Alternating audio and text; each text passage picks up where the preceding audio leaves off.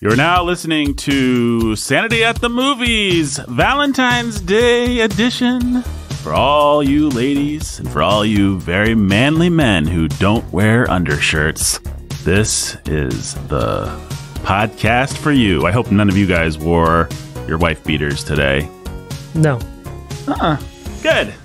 Only every other day. Only every other day. Well, not on the day that we record this. The movie that, legend has it, made the sales of undershirts plummet because there's that famous scene where Gable takes off his shirt, and is he wearing an undershirt under there? No, he is not. That guy's got way too much testosterone flowing through his veins. The shirt would probably just melt. A little bit like Claudette Colbert. Guys, we're talking about It Happened One Night. It's happening one morning here in the lovely Studio B. I'm Nathan. I'm your humble and obedient host. We've got Benjamin Souls. You know, talk about manly. Talk about testosterone. Talk about a guy who puts his woman on a budget. Tells her how to dunk a donut. All that kind of stuff. Tries to mansplain hitchhiking to her. Yep. And then it hilariously fails. Hilariously doesn't fails. have legs. Yeah, because he doesn't have legs. Well, you can't hitchhike without legs. That's what I always say. Well, anyway, I said I'm me. I'm Nathan, and that's you. You're Ben. It's me. The preacher who's a teacher of righteousness right there. Yeah. Okay. Well, cool. Have I ever gotten that right? No. For this, you're the teacher who's Couple a times, teacher maybe. of Sanity. cinema. Yes. Cinema. Yeah. There you go. Yeah, see, There you go. even it's harder than you think, Jake. Yeah. We're going to talk about righteousness and cinema today. Yes, that's exactly right. The wages of cinema. Ben, talk about Jake first, though. It's Jake. He's a pastor. He's a master of cinema. How manly do you think Jake is? Like when his wife tries to buy candy, does he just rip the money out of her hand? No, he just calmly smiles. He takes the candy in his hand, and then it melts because testosterone. Hey, yeah. Testosterone does melt candy. And he's like, honey, haven't you learned your lesson? There you go. Don't give me candy. It just melts. It just melts. I would think that if Jake was a sweetie pie, that's what would happen. Isn't sweetie pie-ness the quality that makes candy melt? I really don't know why candy melts. Sun, heat. It's not an area of my mastery. Oh, man. It's Well, like Sherlock Holmes. You have a very limited range of things about which you're a total expert. There we go. Everything else, you have no idea. you discard things that aren't useful. That's Sherlock Holmes? Oh. Yeah, It's- that's I just haven't read enough Sherlock Holmes. He has an attic. His mind is an attic. It can only hold so many things. Huh. And so he discards anything that is not pertinent to his craft. And so he has an astonishing amount of ignorance about any number of things. Common knowledge. What are you trying to things. Common say? knowledge things.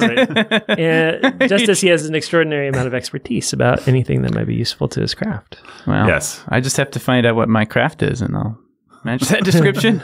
Well, Ben, right now your craft is crafting a intriguing hook for why people might be interested in this movie. Maybe people, I think this movie, I'd rank it just below, like you got your top tier. Everybody's heard of them. Citizen Kane. Most people, if they watch movies, have maybe seen them. Citizen Kane, Right. Casablanca.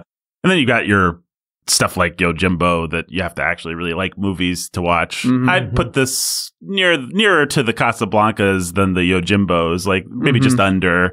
Like a lot of people have probably heard of this. It's on lists. So it's bandied about as the greatest romantic comedy of all time. It's bandied about as the beginning of the screwball comedy, although I don't think there's much that's really all that screwball about this. Not in like the bringing up baby, everybody's talking over each other and running all over the place and being crazy kind of way. But Ben, what is this movie that we're talking about today? If someone's just like, I haven't heard of it.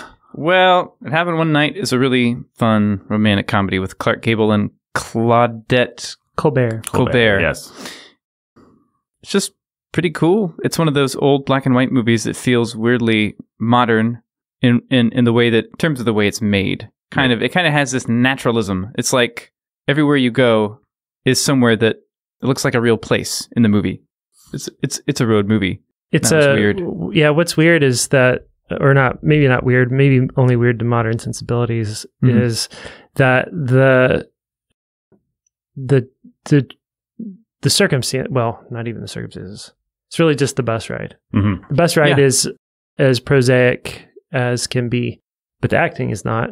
No, Yeah, no. And acting is not. Script is not. the script is not, and the actual circumstances surrounding it are not. No. So it's just sort of like it all reflects this, like, a blend social of- structure and a society, and certainly a understanding of sexuality that is not well, and, now. yeah, No. and also just a understanding of performance and realism Yes. that is foreign to the way that movies are made today. It's very, it's Capra doing a thing. Yeah. Um, Well, and people don't know. I guess a lot of people have seen Gone with the Wind. I don't believe either one of you gentlemen has seen Gone I've with the Wind. not. This was, I'm pretty sure, I could be wrong about this, but I'm pretty sure this was my first time seeing Clark Gable This was Same. on screen. your first time Same. walking into the Gable. The king of, what was this? The king of cinema or the king of The king of movie, yeah. I movies forget. or something like should have that. it on tap, but I'm going to look it up. yeah, I mean, he was the popular star of his era, arguably bigger. I don't know if arguably bigger, but right up there with your Cary Grants and King of Hollywood. The king of Hollywood, yeah. I mean, men wanted to be him, women wanted to be with him. He was like the dude. And when Gone with the Wind came out, the women would not let them hire anyone but Clark Gable. Like when the book, we're going to make this book into the movie, everybody was just like, oh, the sexiest romantic hero of all time. Of course, it's got to be Clark Gable. Gaber. They were like, how about Clark Gable? Someone you've actually heard of. And the woman said, okay. I really wanted to be Clark Gable, though. The local plumber here in Poughkeepsie. So, yeah, Clark Gable, huge star. You watch old Looney Tunes things, you'll see him parodied all the time. Yeah. He's actually the inspiration for a very famous Looney Tunes character, which we'll talk about here in a minute. But outside of Pepe Gone Le with the Pew? Wind, what's that? No, much more famous than that. This movie in particular. We'll get to it, though. I'll let you guys guess. You guys will just want to guess right trouble. now? Yeah, I do want to guess right now, and I can't. It's not like it's Bugs Bunny or Yosemite Sam. No. no way. He had a little of that. What does he Moxie famously to him. do in the middle of this movie? So it is Bugs Bunny. It is, yeah, exactly. What name does he say? He says Bugs. I forget what character is named Bugs or who he calls Bugs, but he says Bugs. He chews on a He carrot. talks about Bugs when he's like dealing with what's his face about the Dealing with Shapely. Shapely. Shapely's my name, and that's how I like him. Yep. Very clever. Yeah, when he decides to escalate the whole reward thing into actually I'm kidnapping her and we're going to kill her and there's a lot more money in this ransom thing, then he's all talking about Bugs. So Chuck Jones and a bunch of famous Warner Brothers animators have been on record multiple times as saying Clark Gable was one of the big inspirations for Bugs Bunny, particularly in this movie. The scene where he eats the carrots and she doesn't want to eat the carrots, and then she comes around and she eats the carrots. Very famous from this movie. Like everybody would have known, oh, Clark Gable, he's the guy that leans on a fence, chomps on his carrot, and talks with his mouth full. And that's exactly what Bugs Gets away with it. So Bugs Bunny is actually doing a Gets away with spoof it, of this movie. So there's a fun That's there's wild. a fun tidbit. But what you actually see is you see a lot of Gable direct spoofs where people will suddenly have the teeth and the mustache. And Right. That's what I Huh. instantly pictured when you said that. it's one of those things, if you've ever watched one of those old cartoons where you're like, whoa, I don't get any of these references. Yeah. This is all just like, and then you see a Hepburn or somebody you do know, and you suddenly realize they're doing celebrities from the time. Yeah. And your kids, if they're watching it, are just completely perplexed and wondering where Elmer Fudd is. But Yeah, and that classic villain too that Hitchcock liked to use, and that he's in there all the time. We talked about him. oh, which one? James Mason? No, Claude Rains. is it Claude Rains? Well, No, it's not he's Claude a Rains. villain in what, Notorious? No, he's kind of like a sort of effete foreign. All right, What Hitchcock movie is he in?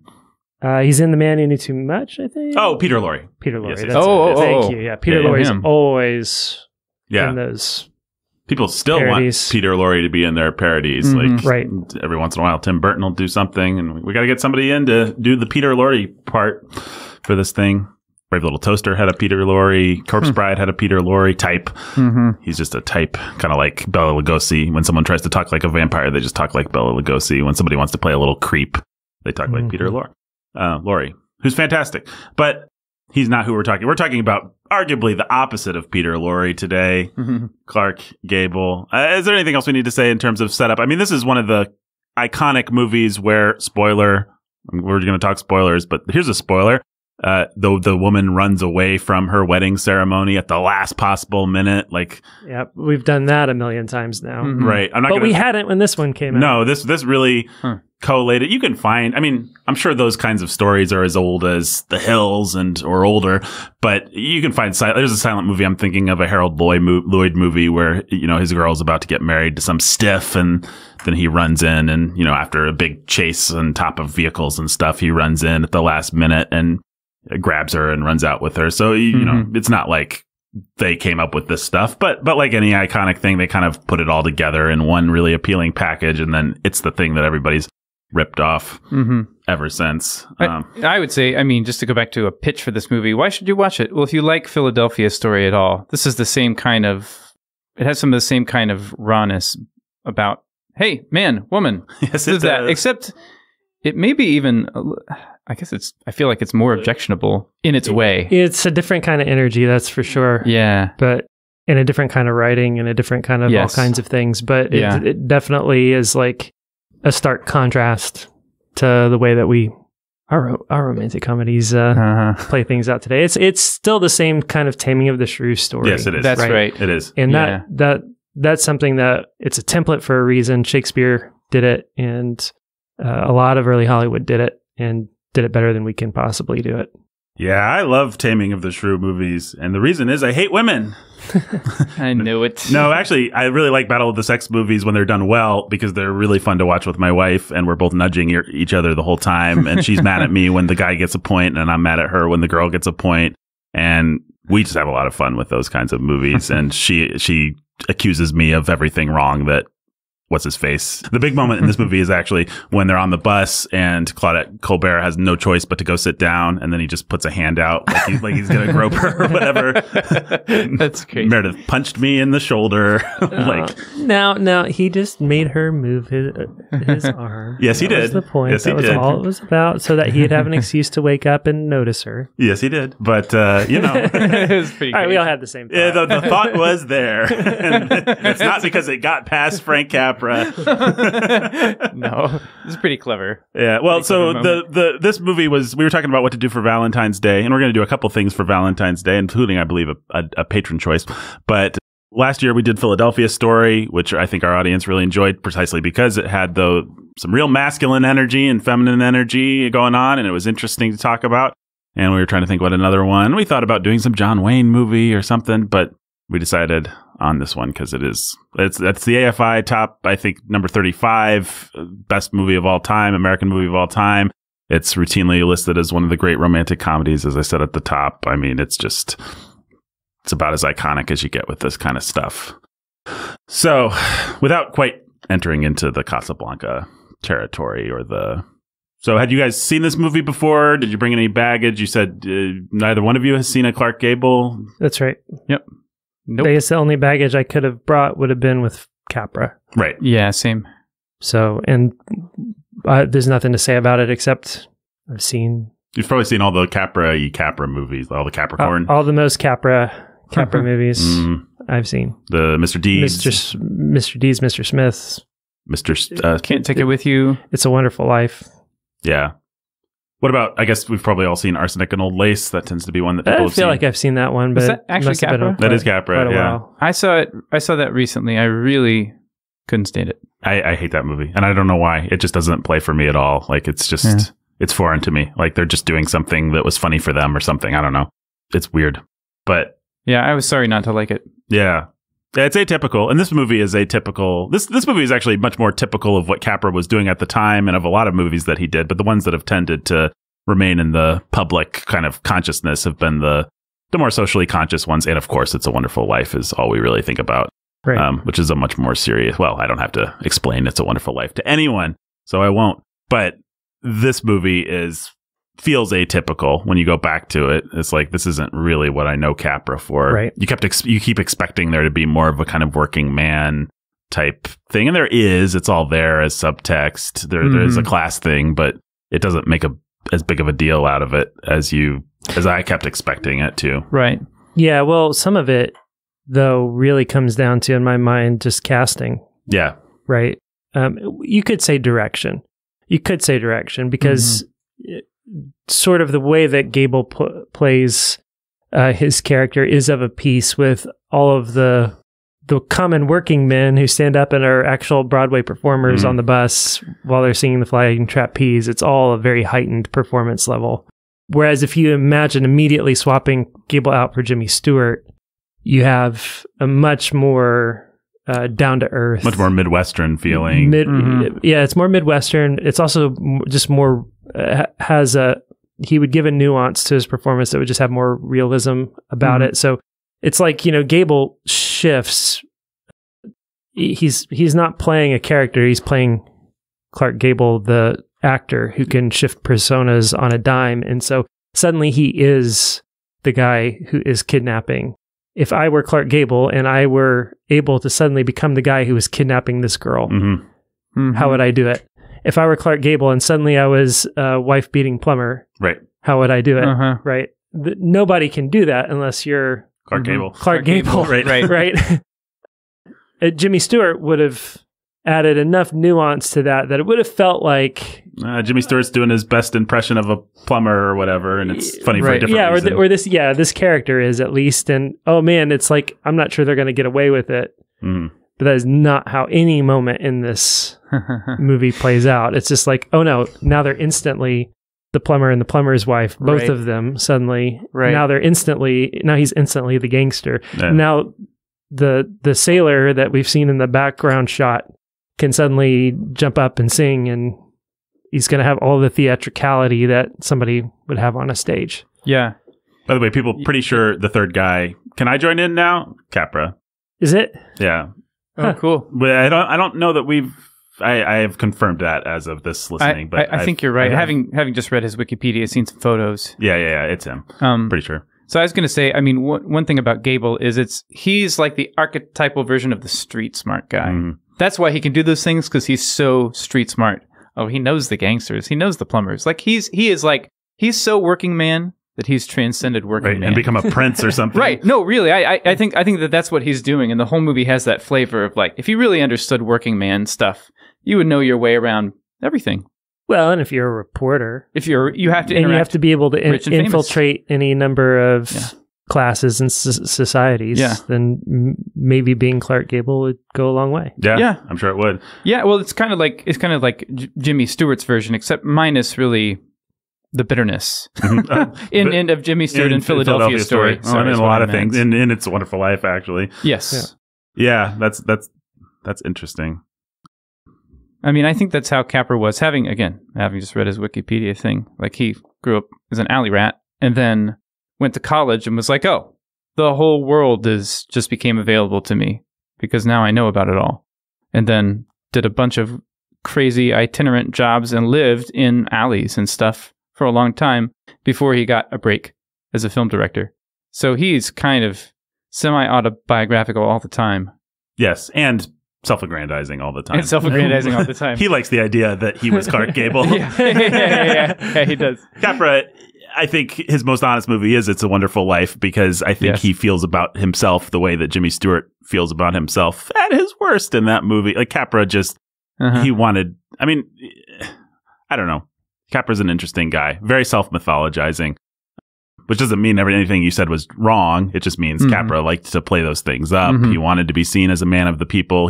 He liked all the stories of, you can't wade into the stories of these movies and not find all these serendipitous things. And we had to change the script and we came up with the line. And Capra just loves that kind of thing. and basically it's all like, I had to come up, if I'm being honest, and then I had to save the day. Frank Capra came up with a great idea.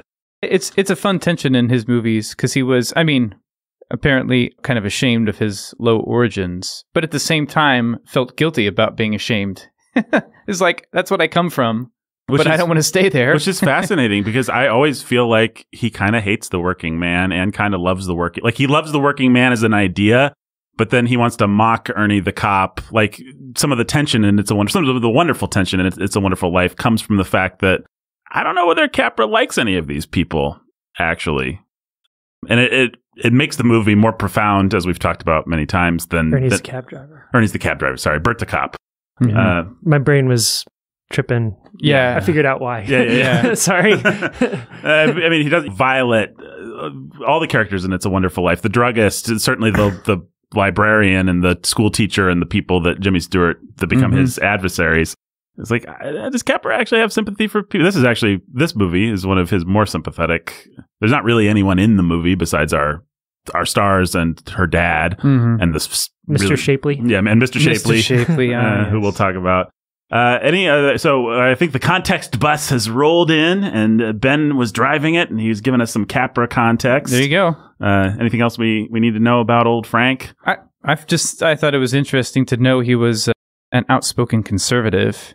That is really interesting. He opposed FDR's governorship. He opposed his presidency. He did not like what FDR did. At the same time, he was really invested in patriotism. Right. You know, he made this famous series of war propaganda films during World War II while he was in the Army, which he enrolled in because, I mean, as he said, out of a sense of guilt, like, well, being in Hollywood makes you forget who you actually are. Gives you this phony sense of privilege that you don't really have. So he wanted to enlist, and he made these war films called the Why We Fight series. Yes, very famous. Yeah, and I've never seen any of them. But he did actually do some of this stuff, like for the working man, so to speak, and decried the downside of film into more sexual, more violent stuff. I want you to read the quote that you've dug up that you were telling me about off mic. I will say, I think some of the backlash against Capra is unfair because people today just don't like anyone who gets a leg up on them. And so they see someone like Capra as paternalistic because he does see himself as someone who made it, as someone who knows what he's about, and as someone who's not the same as the working man. Like, I'm going to give a leg up to my friends and they're different than me, but I'd like them to become me, which modern progressives just can't stand anything along that line. So he feels paternalistic, but I don't know that if you step back and look at it from God's point of view, if you think about it biblically, that there's anything wrong. In fact, I do know that there's nothing wrong in and of itself with an attitude of, I am the father figure and you are not, and I am going to help you. But we just tend to really resent that sort of thing these days. Yeah. You want me to go ahead and read this quote? Yeah, you got to read it in your best gangster voice. I will. It's a kind of quote that lends itself to a gangster voice. So this was Capra writing in the 70s, I think? Yeah, 71, and his autobiography. The winds of change blew through the dream factories of make-believe, tore at its crinoline tatters. The hedonists, the homosexuals, the hemophiliac bleeding hearts, the god-haters, the quick-buck artists who substituted shock for talent all cried, shake 'em, rattle 'em, God is dead, long live pleasure. Nudity? Yeah. Wife swapping? Yeah. Liberate the world from prudery. Emancipate our films from morality. Kill for thrill. Shock, shock. To hell with the good man. Dredge up his evil. Shock, shock. Get him, Frank. and then one more. I'm not going to read this in a gangster voice. He added, quote, practically all the Hollywood filmmaking of today is stooping to cheap, salacious pornography in a crazy bastardization. Is this parent-child warning? Cheap, salacious pornography and a crazy bastardization of a great art to compete for the patronage of deviates and masturbators. Unquote. He didn't like New Hollywood very much. And I respect him for that. Yeah, me too. Anger. Me too. And then later on started or resumed being Catholic, probably resumed. But it's not clear that he was. I don't think you said he's an Italian immigrant. Did you say he's an immigrant? I don't think that I did. But he was an Italian immigrant at age 5, and returned to at least to attendance at the Catholic Church and professed some kind of faith in something. Which, in other words, I think that mystical dumb stuff in It's a Wonderful Life corresponds to some kind of vague theism. Right. He's certainly someone who believed in God, believed in a moral order, believed in old-fashioned values. That's right. That sort of thing. I mean, it is fascinating, the hypocrisy, though, too. I mean, I take him, I think that quote, I think he means it. Yes. And I'm going to follow this thread through Gable and Colbert because they're both similar, especially Colbert. It's fascinating how people will use things like sexuality to get a leg up, no pun intended. And then get on their moral high horse. And then climb all the way on their shapely legs to their moral high horse, where it's like, we're going to make a whole movie, and It Happened One Night, that winks at all this stuff as salaciously as we can. And then when people are like, hey, let's stop winking, let's just do it, we're going to be mad at them. there's something hypocritical about that. There's also something like, it's not all bad, I guess. I don't know. We can litigate it if we want to. A man is allowed to, in 1971, repent of being 40 years younger or whatever. Exactly. And once you see like, we winked at all this stuff, and then everybody was like, let's stop winking. I did that, and I'm responsible. Yeah. I am a contributor to this problem. Yeah.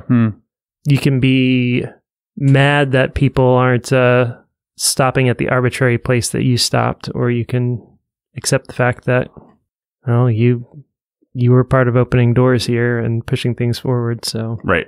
I mean, in Capper's defense, he largely wasn't.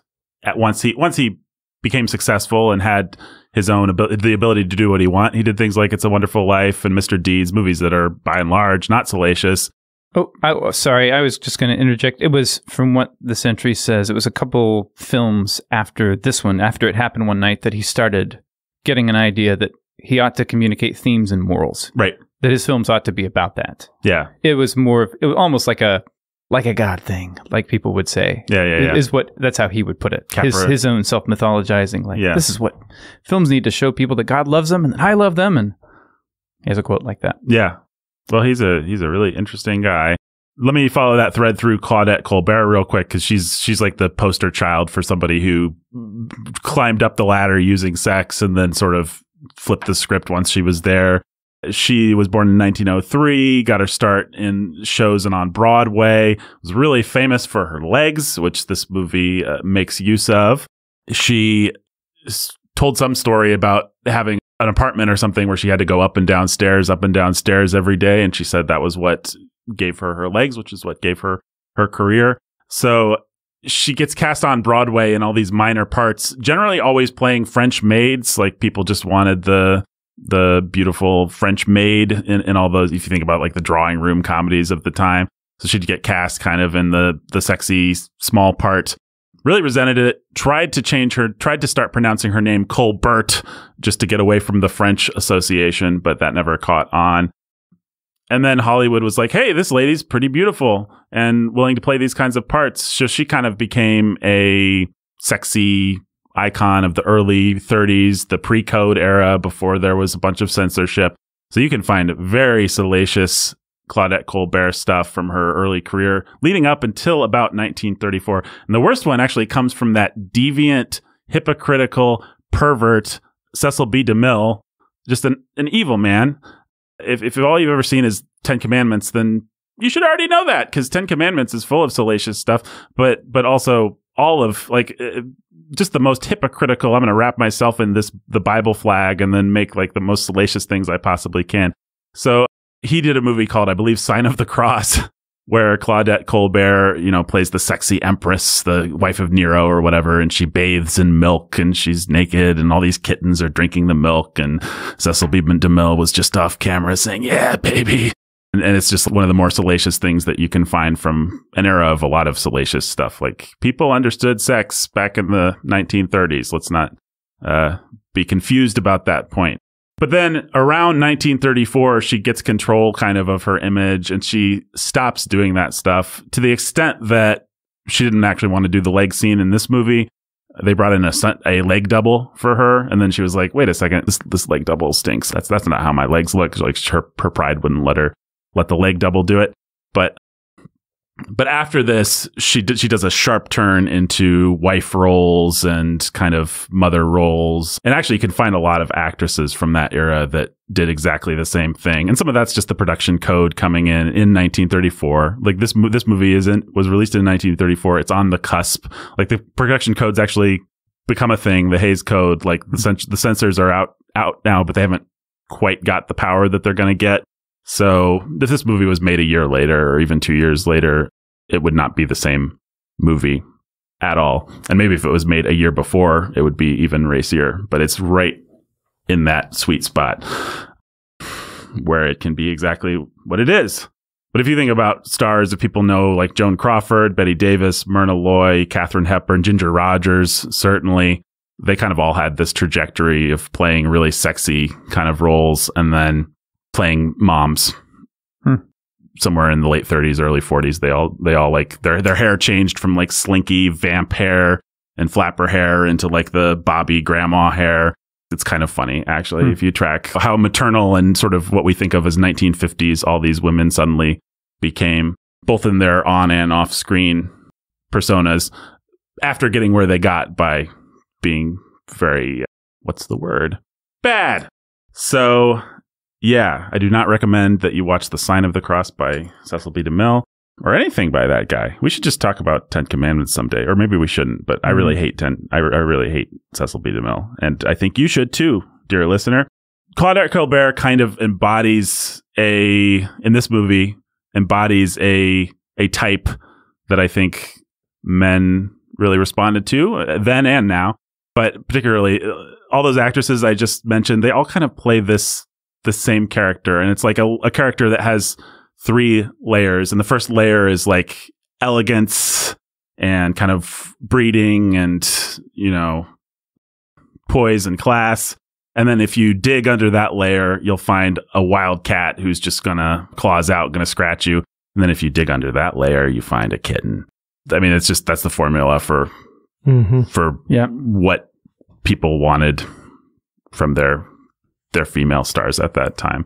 And speaking of what people wanted, let's talk a little bit more about Clark Gable. He was born in 1901, only lived to 1960 before he had a heart attack and died. He's a little bit like, we've talked about Sean Connery before, I forget in one context, but he is one of those guys who had a bit of a rough time of it and always wanted to be an actor, interestingly, but traveled across the land, taking jobs, doing, you know, in lumber yards and performing at tent shows and circuses and second tier theater companies, just whatever work he could do, and kind of living the life that you'd want him to live to play this character or to play any kind of rugged He-Man. So he is bringing, as heightened as his performance is, he is bringing a lot of actual testosterone. He's not one of these guys that is just a pretty boy in real life. He became an extra in early Hollywood, and just worked his way up. Again, doing really salacious things in the pre-code area that I won't bother describing because no reason to send people looking for them. But It Happened One Night is one of his big claims to fame.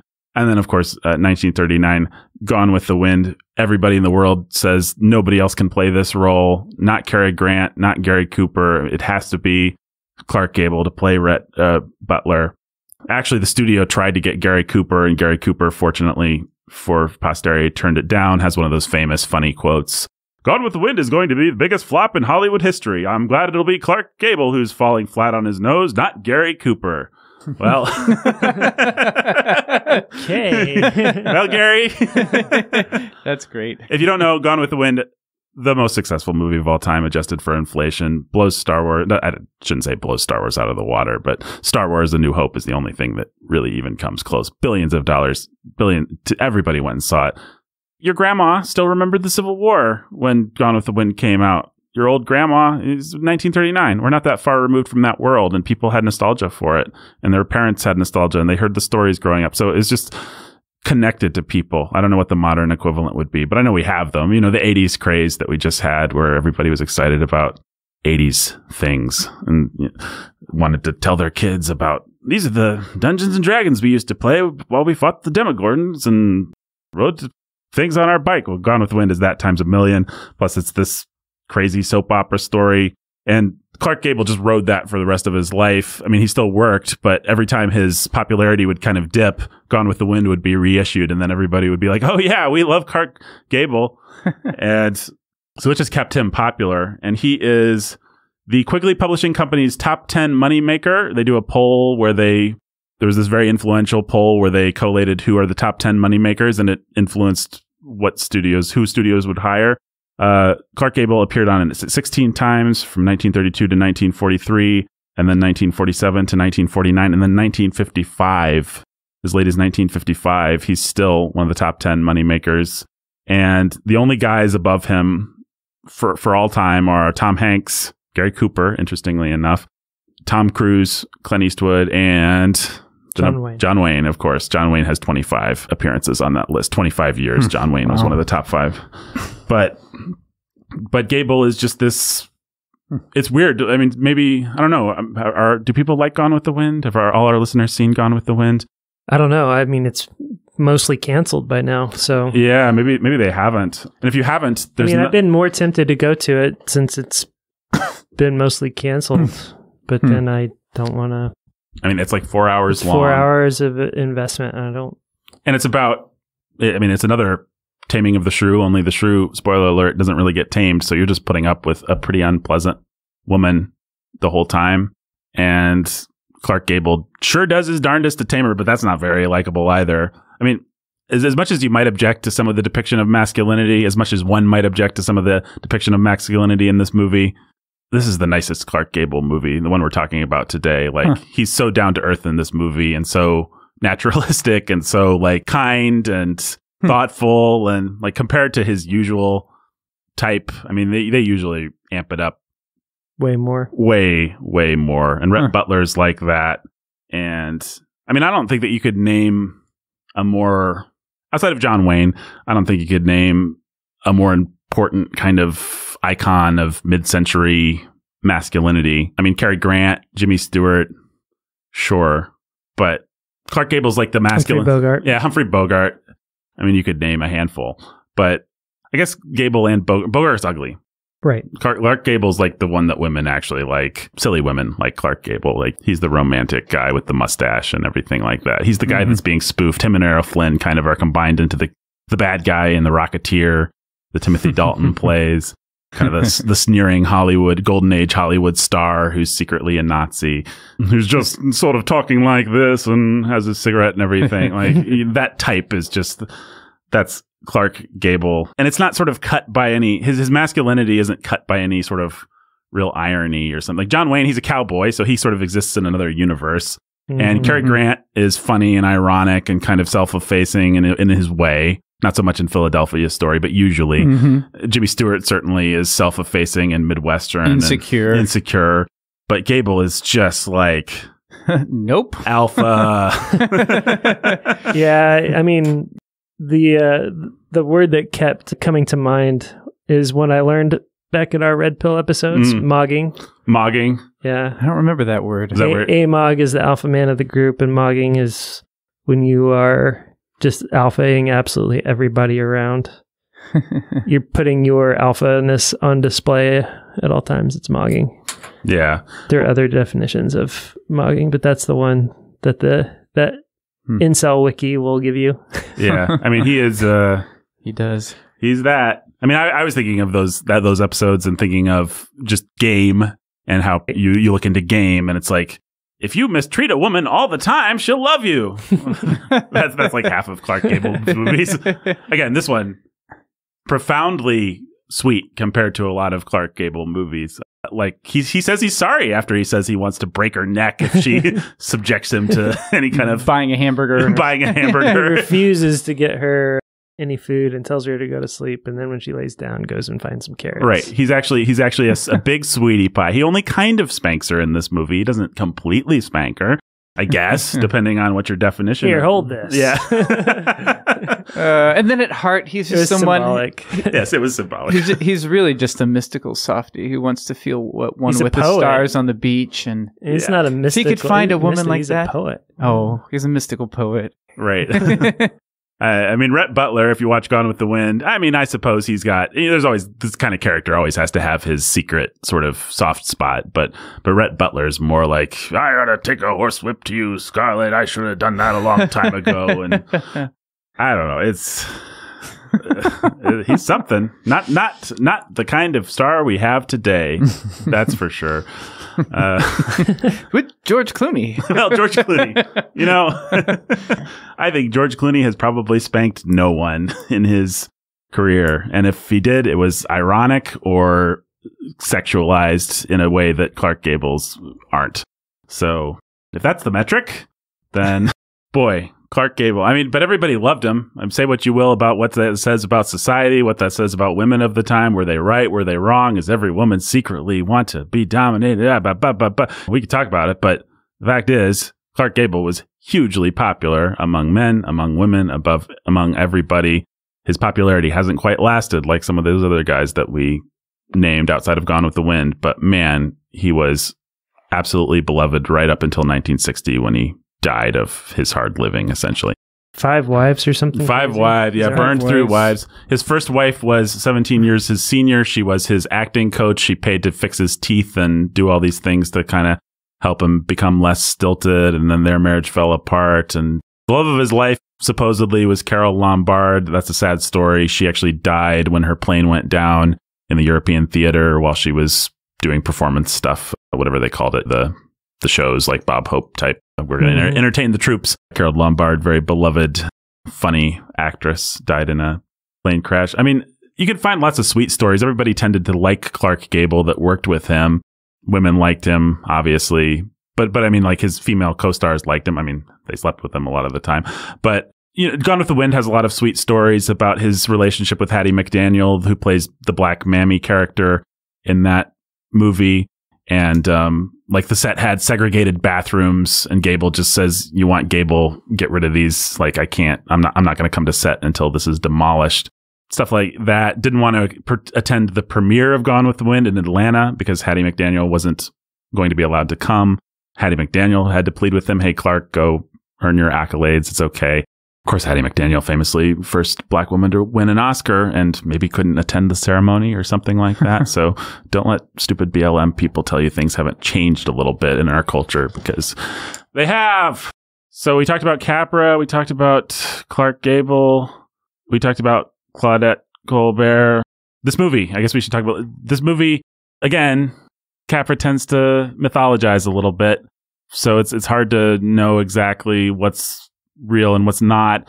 But the story of this movie is that everybody hated it and thought they were making a big bomb and didn't think it was going to work, and the script was never done. And both Claudette Colbert and Clark Gable were on loan from other studios, working at Columbia Pictures, which was a small rinky-dink studio. Neither one of them wanted to be there.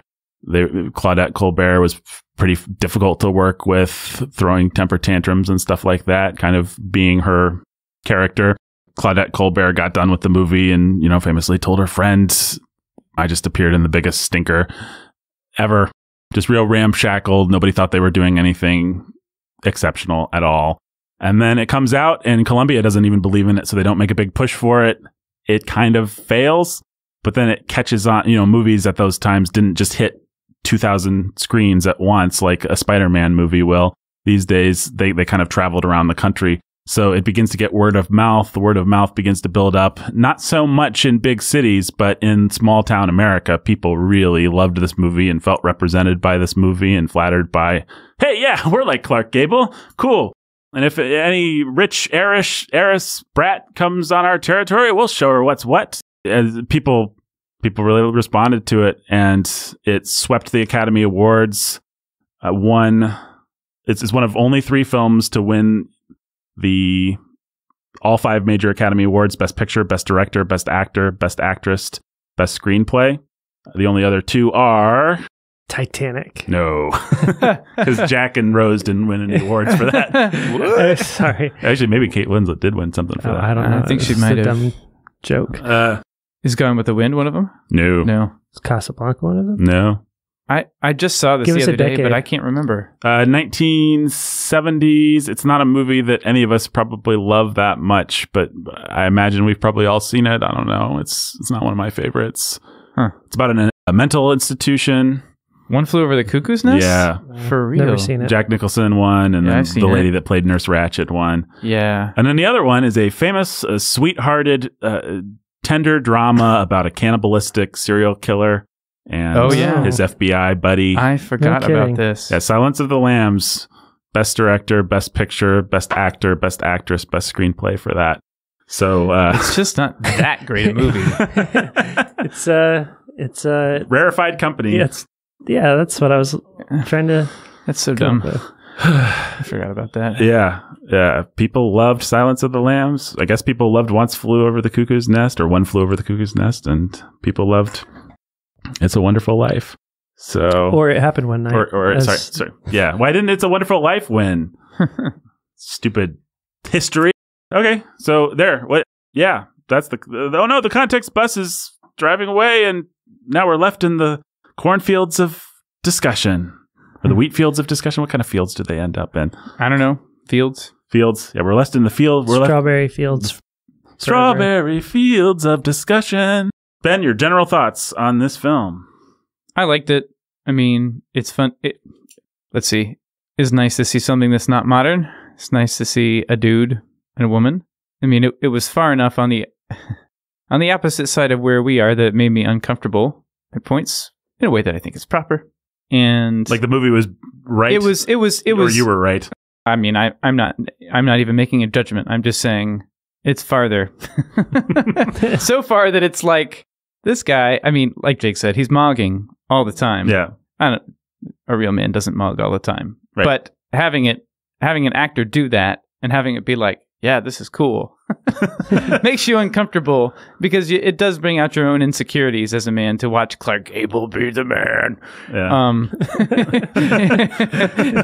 And it's also just more sexually raw than most of what we have seen on this podcast. Even I think it made me more uncomfortable than Philadelphia Story because you've got these overt bedroom situations where there's just a blanket between the two leads, and they call it the Wall of Jericho, and a wall that famously stayed up or fell down. I think it fell down at some point. And then Clark Gable starts singing "Who's Afraid of the Big Bad Wolf" to her while she's on the other side of the blanket. You're afraid of the big bad wolf, and it's like, this is amazing to me. Let's just talk about sex and how it's just really raw, and I think I would not recommend it to an unmarried young man. Yeah, no, me neither. But it was fun to watch as a married couple. I had a lot of fun with it. I really enjoyed it. My wife and I both laughed a lot, and we did the thing where we looked at each other and we were like, haha. Jokes kind of on both of us. Right. Yeah. Jake, your general thoughts? I didn't like it as much as you guys. Amanda really liked it. I actually think it has... I can't quite put my finger on the why. But if I could... Just, is it because you're a beta, Jake? Yeah, it may be because I'm a beta. I actually think there's a lot less sexual tension in it than in Philadelphia Story. I don't think it has the potency. Interesting. I think I'm going to agree with Jake, actually. Go ahead. It's just sort of like, and I'm not quite sure how to put my finger on it just yet, but it's sort of like, in terms of, if you can frame it in terms of modesty and the way that modesty and restraint work to create sexual tension, this has zero masculine modesty, and is therefore unbridled in a similar way to a babe on screen who's half naked is. And so it's just sort of like flaunting sex in a way that is robbed of a lot of the tension that I think you actually do get in something more sophisticated like a Philadelphia Story. But it's still on the flip side of how we think about sex. We don't do tension, we just do fulfillment these days. That's right. And so it's still a taming of the shrew story, but there's no question that Gable wins. There's no She's a much more tameable shrew than... That's what I was going to say. Right. She doesn't have as much to hit up against, and he is just like alpha, alpha, alpha. And so it's just sort of like, I mean... And she kind of likes it from pretty early on. From the get-go. And so... Yeah. And then everybody's just going to line up in the end. Right? Dad's going to flip, and everything's going to flip. And I don't know... I can't come out with... I'm working this out in real time, so the only analogy I have is a crass one, and I apologize for it. But it's just like Clark Gable walks on screen, pulls down his pants, and then swings himself around for the entire movie. And it's like, yeah, I'm just not really here for that. But I still enjoyed it. I still had a lot of fun with it. But it was still too much in that sense, just in terms of really bringing what I think is a strong degree of sexual tension. So, yeah, that's interesting. What do you think, Ben? I feel some of that. I mean, I certainly feel that she's less... Katharine Hepburn's going to push back the whole time, going to give as good as she gets. But I get so tired of... I mean, maybe this is my beta coming out, but I get so tired of Katharine Hepburn pushing back. Like she's annoying. I kind of like that Claudette Colbert is a little bit more into it, and they're both having a little bit more fun. Yeah. I think. Yeah, it is hard to put your finger on. I didn't like that it ends with her throwing herself at him. That just wasn't. I don't know. Oh, you have to take me with you.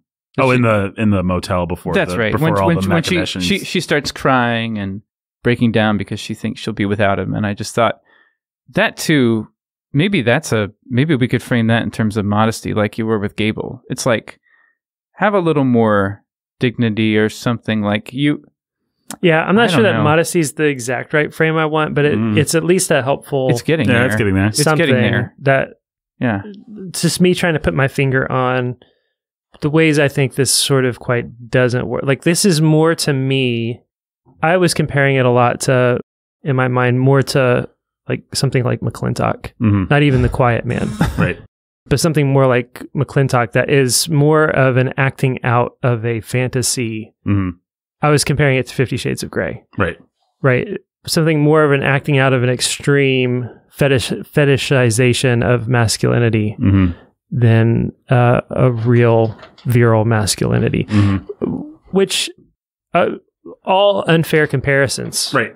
But only as a handle for sort of trying to figure out where I think this film fits in terms of how it deals with and plays with a sexuality relative to Philadelphia Story or a modern romantic comedy or something like that. It's interesting because for me, it feels like the fact that it goes all the way into a little bit of fantasy helps me relax a little bit. Like Philadelphia Story makes me really uncomfortable. Yeah. Because Cary Grant's just there to destroy her. Like he's pushing her with his body, and it begins with him shoving her.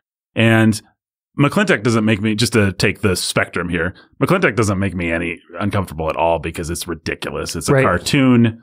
Right. They don't actually believe that you should beat your wife. I don't think John Wayne thinks that. I think he thinks it's funny. And he wants to rub And he got a lot of validation out of that scene in The Quiet Man. And so let's do that, but ramp it up to let's ramp it up to the silliest, stupidest. We know it's stupid. The stupidest version. And Maureen O'Hara's in on the joke. Right. She likes it. It's just a silly romantic fantasy thing. Like it's Star Wars for romance. And then Philadelphia Story just is like, it basically exists in our world. Right. And it's got the additional complication of her daddy issues. And the dad who's like, I need to commit adultery because you didn't love me. And it's got all that stuff. Whereas this one has a stupid fantasy figure dad who's mean when the movie needs him to be and then nice when this. And in Gable, it's got a more two-dimensional picture of sexuality. So it is more cartoonish, but that just lets me relax and maybe not take some of it so seriously. Well, I agree with that. I just don't know that I like that as much because I just sort of, I mean, I still felt a lot of tension, sexual tension about the walls of Jericho and I just didn't feel a lot of sexual tension in those places, at least relative to something like Philadelphia Story. And I think that's why was just the cartoonish level of things and the heightened this and that, which it was a fun and enjoyable movie, and I wouldn't mind seeing it again. Right. So I'm not like saying it's a failure of the movie. I'm just trying to put your figure on. But yeah, I'm trying to parse the differences here in terms of. I mean, to me, this enters. If it is Taming of the Shrew, every Taming of the Shrew story, the shrew ultimately has to want to be tamed, and I don't mean that in a 50 Shades of Grey type way. I just mean. Do you find yourself cheering for Clark Gable? That's interesting. Here's what drew out that thought. Yeah. Because if we have a spectrum here, right, with the movies we've mentioned, on the far end on one side, we've got McClintock. On the far end on the other side, we have Philadelphia Story. Right? And in McClintock, you're supposed to be cheering for John Wayne. And you're having fun with the fact that you're cheering for John Wayne. Yeah, and you're having fun with that, John Wayne! Right? And in Philadelphia Story, are you cheering for anybody or aren't you or what? But you're kind of cheering for everybody to get their comeuppance. In The Quiet Man, you're definitely cheering for John Wayne. Right. Like, and it's more potent because it's more realistic and it's not as cartoonish as like you're supposed to just like in McClintock, it's like, yeah, this is what's supposed to happen. And we know it's supposed to happen because we've lived through the tension of The Quiet Man and watched it work.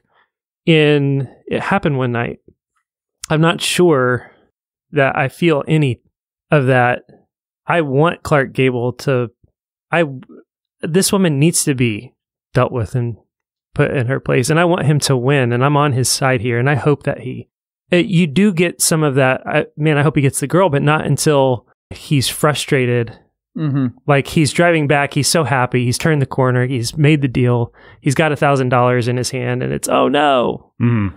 I think to me, or maybe that's not true for you guys, but that's how you felt. Yeah. I think that's how I felt. It's hard. I mean, because I'm resonating with a lot of what you're saying, Jake. I think for me, what I liked was the journey. Like I don't think I felt tension in the sense of, not a Philadelphia story level.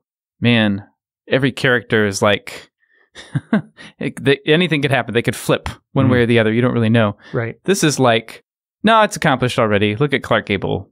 It was accomplished before it ever started. Right. But the journey, like the road trippery of it all, is fun. Just really fun and episodic. It is very fun. And I think it just pulled me along. And that word's a good word to use because the episodic nature of it is what I think carries you along and makes it enjoyable because you're just going to have a set piece of the seat and where is she going to sit and how is that going to work? You're going to have the set piece of Shapley. You're going to have the set piece of now we're just going to sing the Flying Trapeze. You're going to have a reprise of Shapley. You're going to have the plumber and the plumber's wife set piece. You're going to have all these little episodes that are in and of themselves fun and funny and well done and enjoyable.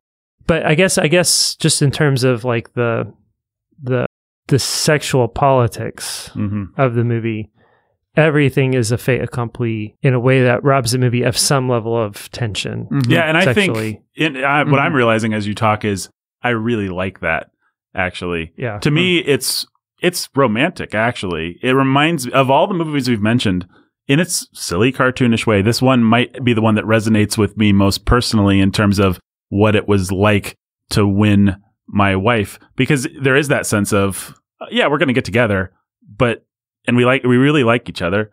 But we're going to have to go through this drama to hijinks. Right. And we have to play the game. And if we're being honest, that game is Taming of the Shrew a lot of the time. You know, it's what challenges can the woman throw in your way and how are you going to come up with them? And are you going to be manly enough? Or there's the off chance that you just mess it all up or that fate messes it all up.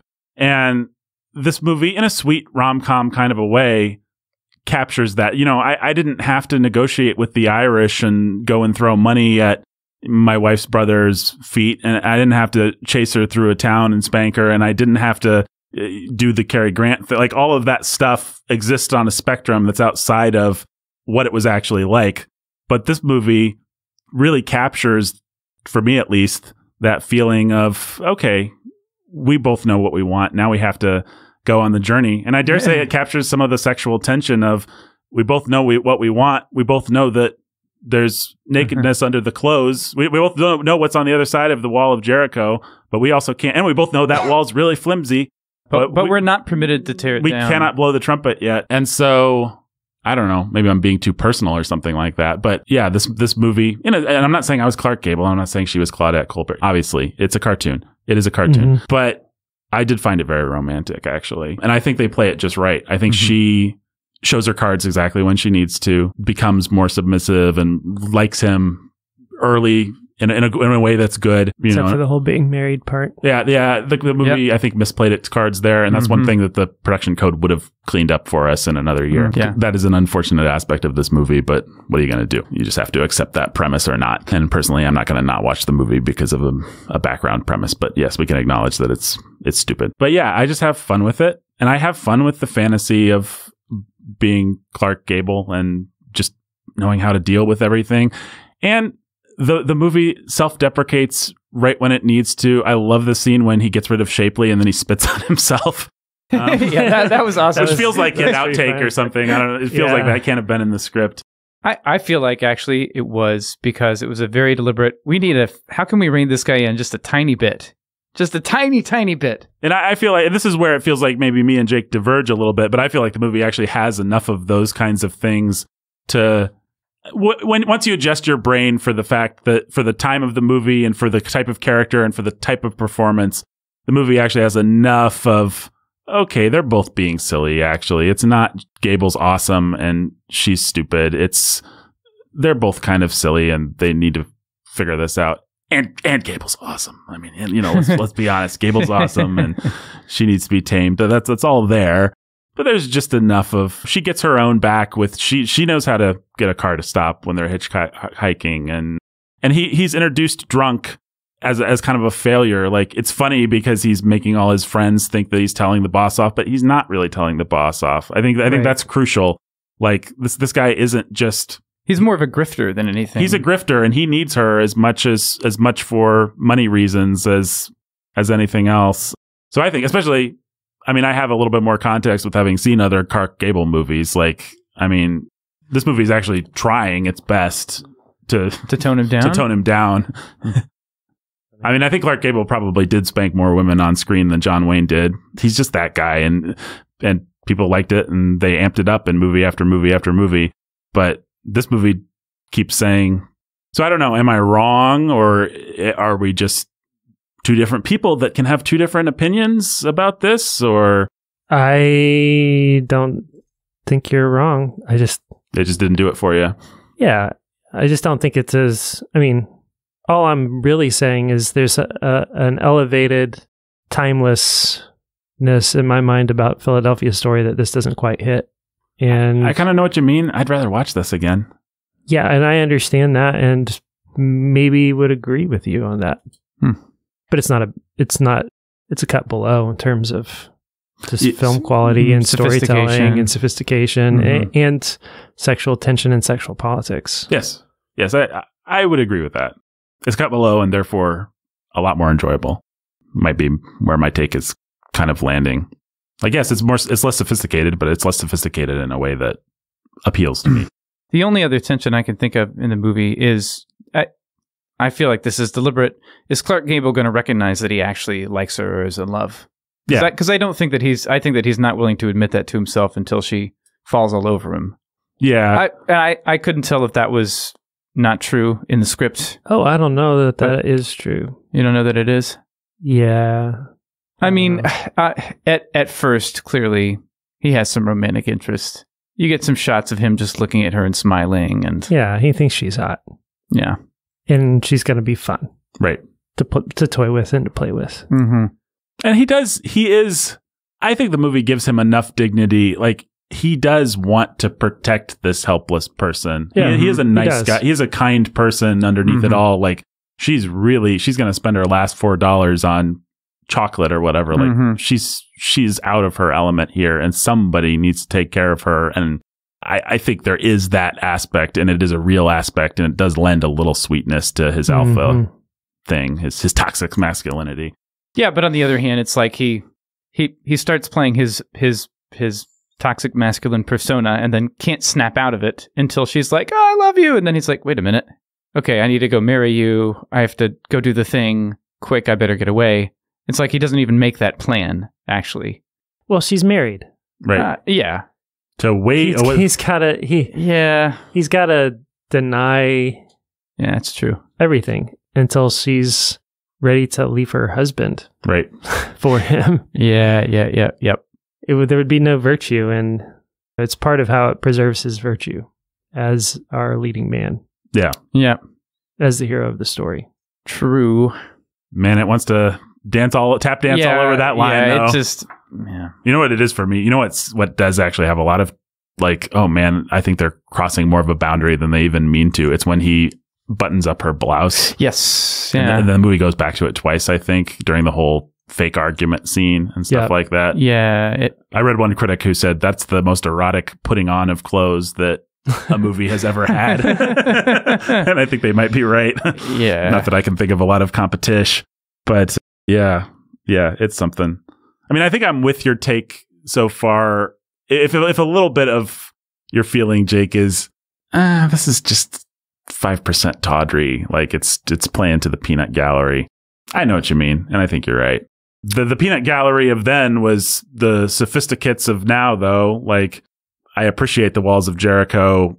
I mean, it is salacious, actually, in a kind of sleazy way. But man, I long for movies for that to be our definition of salacious instead of let's just do pornography now. Yeah, I guess that's fine. It feels just like a inverted pornography to me, like in a certain sort of way. We can only show you an ankle because that's the time we live in. But boy, we're going to show you that ankle. No, I think that it's Clark Gable who's undressed. Yeah, throughout the movie. That's what I mean. Yeah, that's interesting. And that, to me, robs it of potency. It is the kind of movie that you could see one's wife liking better than one, more so than a John Wayne movie or a Humphrey Bogart movie or like Clark Gable does just feel like the cover of a Harlequin romance or something like that. Like he's eye candy. Yeah, and he's just unbridled alpha 100% of the time. Right. So he's as much a fantasy character in that moment as the half naked, helpless damsel in some boy's adventure flick. Yeah, James Bond or something. Yeah. Yeah, I don't disagree with any of that. I just think it's a classy movie that I like anyway. Well, should we go through this one? So we have the introduction. She throws food. We're not going out of our way to make her likable at all. Or are we? I guess her dad slaps her and we kind of feel bad for her there. Maybe. Well, plus she's like in her 20s and dad like tries to keep her imprisoned on his boat. Right. And she's married and he's trying to keep her away from her husband. Right. And she can't get away. She has no independence whatsoever. Right. No ability to have a say in her own future. Like, Dad's a pretty big jerk. Yeah. Until he isn't. Yeah. Well, until we learn that, Dad was right. Right. Yeah, I suppose he was. Well, she needed a daddy figure who could slap her around and keep her on his boat just as much as Daddy had been doing. Yeah, but if he didn't slap her around and keep her on his boat, then maybe she would have not married the pilot and tried to escape and rebel, and she would have known not to spend $4 on a thing of chocolate. And yeah, but that's why we just replaced that guy with Clark Gable, who can do that for her for the rest of her life. That's true, but she didn't need Clark Gable if it wasn't for her dumb dad. Maybe women are all just that stupid. Maybe women are all just that stupid. I think that might be the moral of this story. Yeah, I'm trying to compare her to like Maureen O'Hara and Katharine Hepburn, like to all of our other shrews, and their relative levels of likability when we meet them and see where she lands on that. I think for me, she might actually be near the top of the most unlikable. In theory, I sympathize with her situation, but also she's yelling at everybody and the servants are like scared and kind of backing away and everything like that. Then we meet Clark Gable and he's drunk and he's telling off his boss and I don't know. Are you guys Fred Savaging at this point? Like, when's it going to get good? Or are you still waiting for the movie to start? No, I felt I was drawn in. It's good filmmaking. Yeah. I mean, Capra's good at this. He's good at establishing characters. He's good at getting you a little interested. It's very clean visually. And I was like, what's going to happen? Once you get to Clark Gable, it's clear. All right, here's the whole movie. It's this grifter guy. His friends are making fun of him. They're calling him the king. Right. Well, he is the king, basically. That's what you need to know. Right. It's good storytelling. And I wasn't bored. Her husband's name is King. King Wesley. Oh, yeah. That too. Princess Bride reference. King Wesley. King Wesley. We get on the bus. We meet the cop. He says, "Oh, a fresh guy, huh? What you need is a punch on the nose." This movie has a lot of awesome dialogue. Wasn't he just the first bus driver?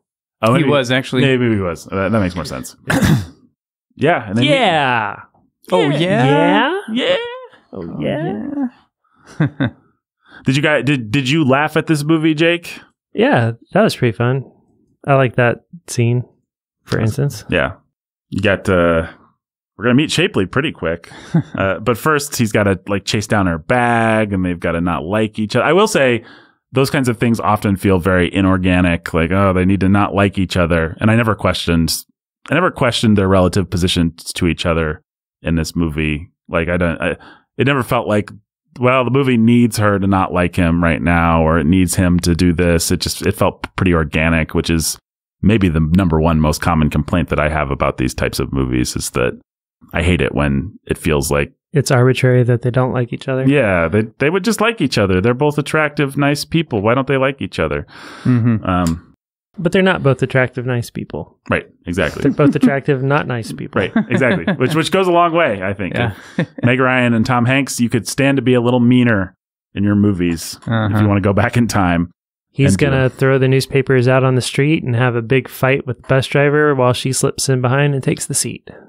He's got a reason to be annoyed with her. She has no context for why he's annoyed with her, and so she's annoyed with him for being annoyed with her, and it all makes sense. You know what the actual most modern context that we could compare this to is, in terms of a movies about characters that are like, there's no reason you would actually like this person in real life, is like Bill Murray movies. That whole the 80s spate of like SNL comedies, any SNL comedy, Adam Sandler movies, actually, those movies are all similar in exactly one respect and no others, which is they're just like about jerks, and the movie just expects you to like them because the movie says so, and because and therefore you do. Mm-hmm.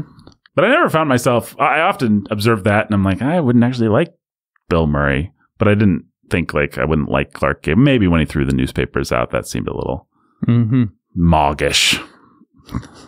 But she falls asleep on him. Maybe this movie just has a lot of triggers for me, or whatever the good version of triggers is for me. I remember a girl falling asleep on me, and missions trip, that being a thing that happened in high school. So therefore things. So yeah, therefore it resonates somehow. I don't know. Being on a long trip in a sweaty, bad-smelling environment where everyone's at their worst and somebody's head falls asleep on, it's a thing that happens to people. I don't know. Then he gives this speech after she like spends the day not under his protection. He says, the only way you get anything is to buy it, isn't it? You're in a jam and all you can think about is your money. It never fails, does it? Ever hear of the word humility? Again, I don't know why. Maybe it's very likely some of this is just my bias towards old things are better and new things are stupid, but I hate speeches like that, and I didn't mind. You know what speech I hate? In Planes, Trains, and Automobile, when John Candy gives a speech like that. It's so stupid. The dumbest part of that movie. People like me. You remember that? You guys? I've never seen it. Yeah. It's been a long time since I've seen it. So self-aggrandizing and stupid, but hey, Clark Gable's the king of Hollywood and the most manly man in the world. Now, Ben, on a scale of Gandhi to Martin Luther King Jr., where would you rate the character of Oscar Shapley? This feels like a baited question, Nathan. I don't know what you're talking about.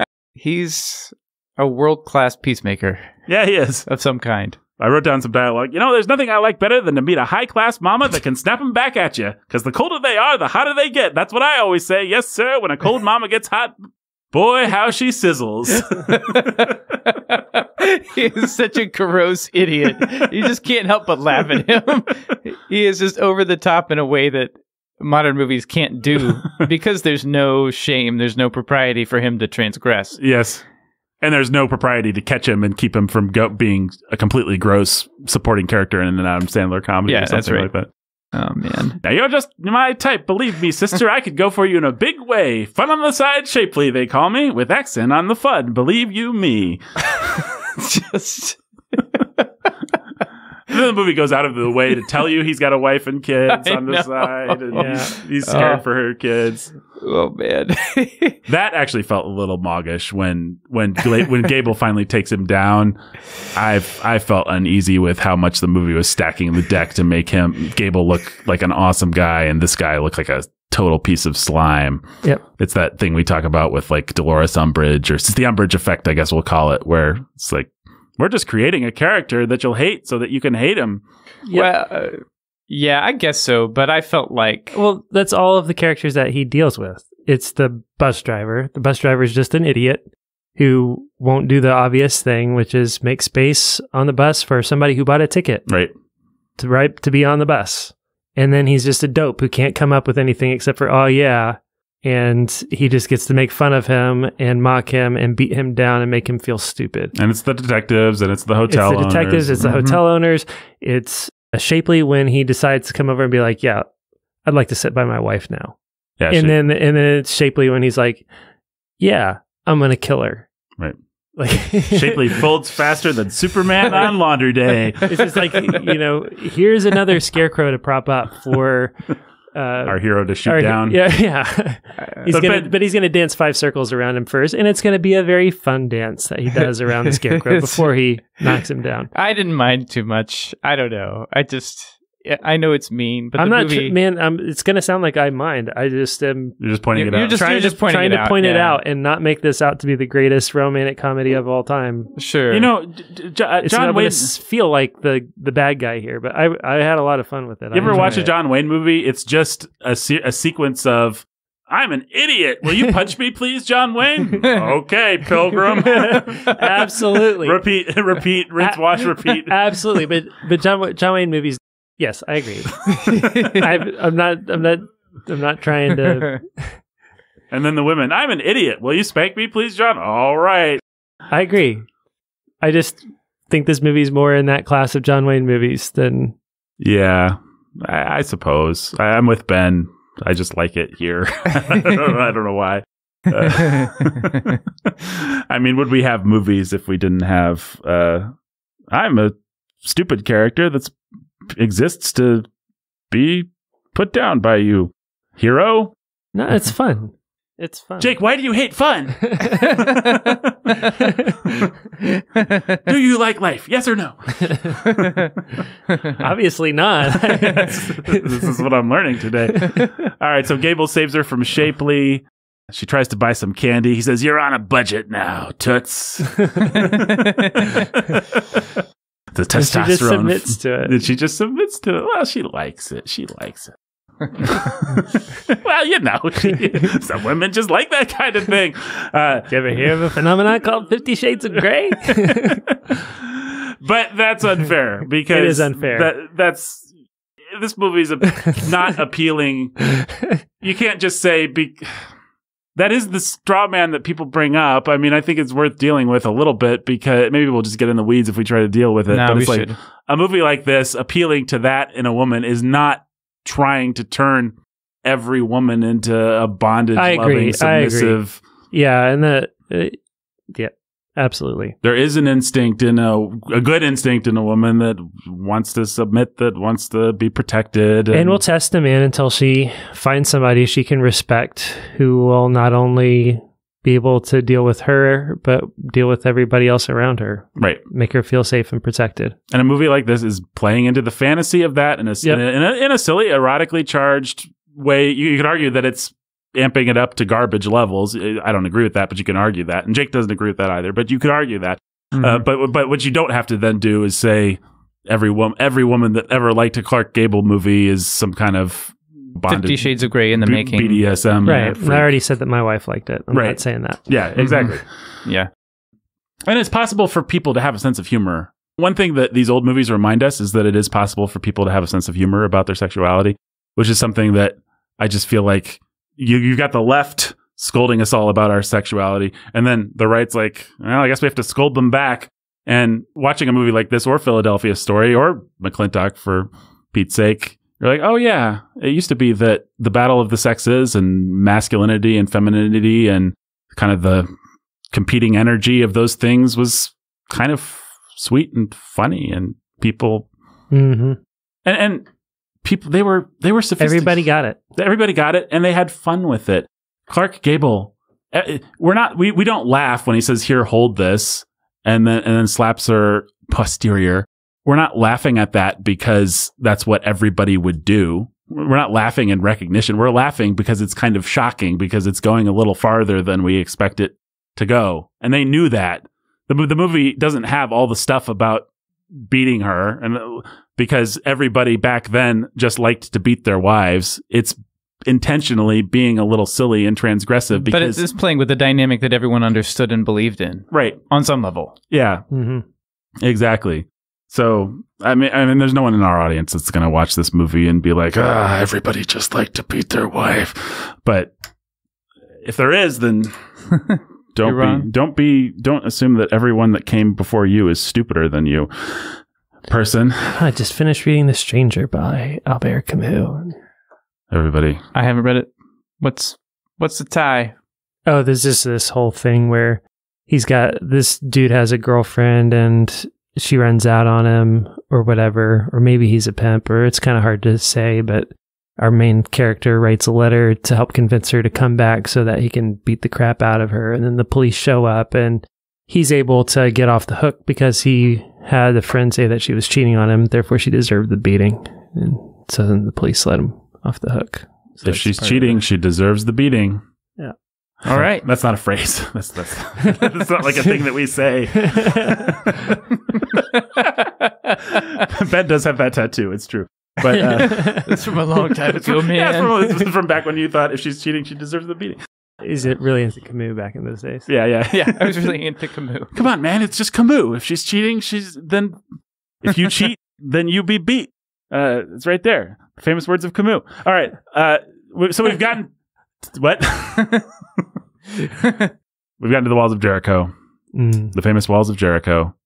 That's not a huge setup for a payoff. There are other walls that are more sturdy that they could have named those walls after. But Clark Gable sure does call them the Walls of Jericho. And I thought it was pretty charged. Yeah, it was pretty charged. Yeah. Well, we've already kind of said it, and we've said it many places, but it's just worth saying. Expectation, desire, much more interesting than fulfillment. Modern movies are just about, this is what happens biologically when people have sex. Not actually all that interesting, not all that erotic. But this is what it feels like to want someone.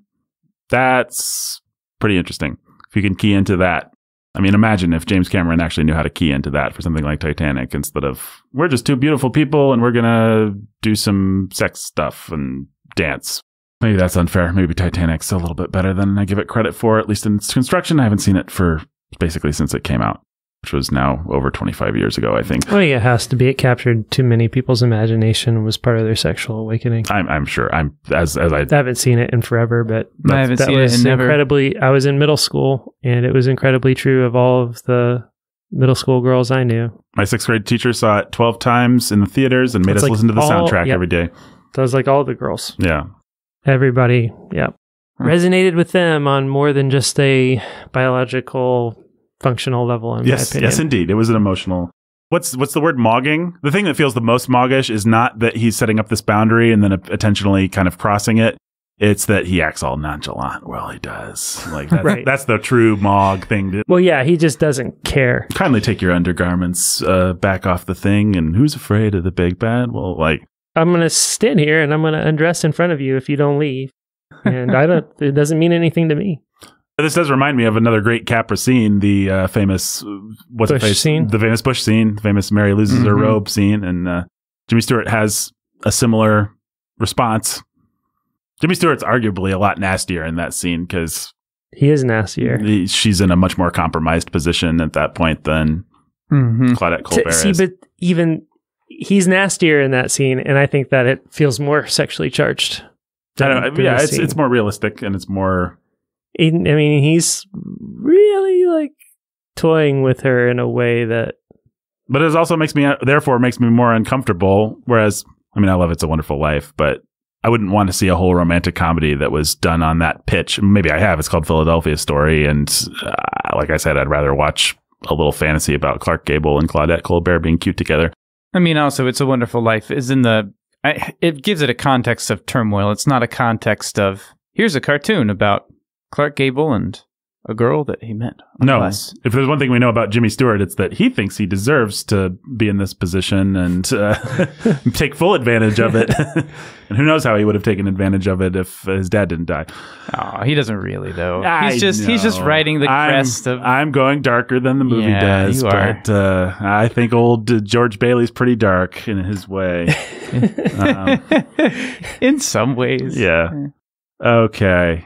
So... we've talked about the you know what I do love about that scene is the photography and the rain and the light shimmering in the windows. It just really gives you that feeling of I found this whole movie, especially the bus stuff, but also the various places where they stay, more than any old movie I can name. It's evocative. Like, you feel the locations. They don't feel like sets for the most part. You're just on the road with them. You kind of know that they're sets. It's different. It looks different than a modern movie. It looks less naturalistic than a modern movie. But I really felt the rain and the cold and the light coming in, and just the world of that auto camp or whatever it was, Armenian auto camp, I guess it was. I didn't really know what that was, but yeah. And then the next day when she walks through the mud to go to the shower, it's just like, it reminded me of camps that I went to. And I found this movie really charged in a completely something that has nothing to do with love, but just the road trip of it all was evoked about as well as anything I could name. Well, that sense you mentioned your middle school, high school experience. That sense we're on a long, wearisome trip together. I start developing feelings for you. Yeah. It's just that thing that happens. It's a thing that happens. Right. This movie does catch it. I'd be surprised if there were many people who that it didn't happen to at some point. Yeah. And there's a reason they did it in a Spider-Man movie, even still, right? Like, isn't that whole thing of Ned gets stuck sitting next to a girl, and then they fall in love, and they're in love on the whole trip, and then at the end of the trip on the ride home, they break up. And that's just classic. It's universal. Yeah, it's universal pretty experience. universal. Yeah. Yeah. Well, and I dare say having a girl fall asleep on your shoulder is fairly universal. Yeah. Well, I mean, I fell in love with my wife on a bus trip. Yeah. So. Well, and this movie is well calculated to remind a lot of people of their honeymoons. We got stuck sitting next to each other, and was a big part of it. Yeah. And you're out of your element, and you're seeing her out of her element, and you're both like sweaty and tired, and your hair's not done the way it would normally. Like, there's something pretty powerful about all that stuff. Okay, and then we get the wonderful scene where they deceive the two guys by playing the most cynical version of a low-class married couple that they possibly could. Oh, man. That felt very Jimmy Stewart and the girl from his beau from Philadelphia Story, or one of those things. What am I saying? No, it didn't. It didn't feel like those two. It felt like something that Jimmy Stewart might pull and when he's in his more alpha mode. Actually, no, it didn't. Let me revise that thought again. I'm getting towards the thought. It felt like something Cary Grant, not in Philadelphia Story, but in a completely different context. Young Cary Grant would do that kind of thing in a lot of movies. The Hitchcock also stole a lot from this movie, by the way. If you've ever seen the 39th Parallel or the 39 Steps, yeah. Or any number of movies, Hitchcock, I mean, even the one we did, what's it called? North by Northwest. Yeah, I wanted to call it Rushmore, but that's a different movie. It's quite a different movie. Yeah, another also masterpiece of suspense. Sexual tension in it. Yes, it does. Hitchcock really, I think, keyed off of this movie. He really liked the idea of an icy, elegant woman and a doodly dude kind of going cross country, and the sexual tension ratcheting up between them. And a lot of Hitchcock is derivative of this. 39 Steps and Rushmore, specifically, whatever Rushmore is actually called. All right, I think I don't know, you guys want to say anything else about we're pretending to be a terrible married couple scene? It was just awesome. Yeah, it's really cute. It's super really fun. If you don't like them, if you're not shipping them before, you're definitely shipping them after. Like, oh, these people are cute together. Well, it takes you out of them being actual people a little bit too. These are two top-notch actors. Yeah, I think but still, it's just fun. It's part of the theatricality of the movie. I think it's kind of you almost want that. At a certain point, you don't want it to be Biff Sorgensen and Meg Loxendome. I'm good at improvising names. You want to just say, oh, it's Tom Hanks and Meg Ryan. That's what we actually care about. Mm-hmm. We actually want them to step outside of this a little bit because we're here to watch Tom Hanks and Meg Ryan or whoever. And in that sense, it's like, hey, Claudette Colbert and Clark Gable have a lot of chemistry, and it's just fun to watch them do a thing together. Yeah. And they just totally flex their acting skills in the middle of this movie, and that was really cool. Yeah. Yeah. It's just a really fun scene. And then we get it was really cool. Yeah. It's great. And then we get the hilarious, you always have to watch for this in movies. Anytime there's a photograph of somebody, it's usually a glamour shot as opposed to a photograph that the character would actually have. Like, it's so her dad is like talking to detectives or something, and he's like, you got to find my daughter. And he holds up this ridiculous photo of her in like a night dress. It's like obviously a Claudette Colbert publicity photo. But watch for that in movies and you'll begin to see almost every photograph that ever gets held up, unless it's like a family photograph, will look like a publicity photo. It's just a funny little thing to watch for. But then we get my favorite section, which is all the camaraderie between the people on the bus, and they're all the greatest singers in the world, and we're going to spend a lot of time with them singing this trapeze thing, and Capra himself's going to get up and do a verse. And I think you said off mic, Jake, you're expecting somebody to suck and that to be the joke. Yeah, I was. I was waiting to see if that would happen. But I think I might have... The sailor gets up, and I was like, okay, is this going to be the joke? And he doesn't. And then the next guy gets up. And then by the time we had the third guy get up, I was ready for the joke. And the joke never came. No, it's just... The joke was that the driver was going to start singing and dancing then drive into a ditch. Yep. That's right. Or drive off the road or whatever he does. Yep. Well, it did make me... I don't know, in that moment, it was like, this was a different world. And I don't know that world exactly existed, but this world where everyone on the bus, we all know this song. We could all sing it together. We're just together on the road. What we needed was John Candy leading us in the wheels on the bus. That was obviously, Flintstones is the one. Oh, Flintstones, yeah, thanks. Because Steve Martin tries to say some lame old standard, and then nobody knows it. And then everybody knows the Flintstones.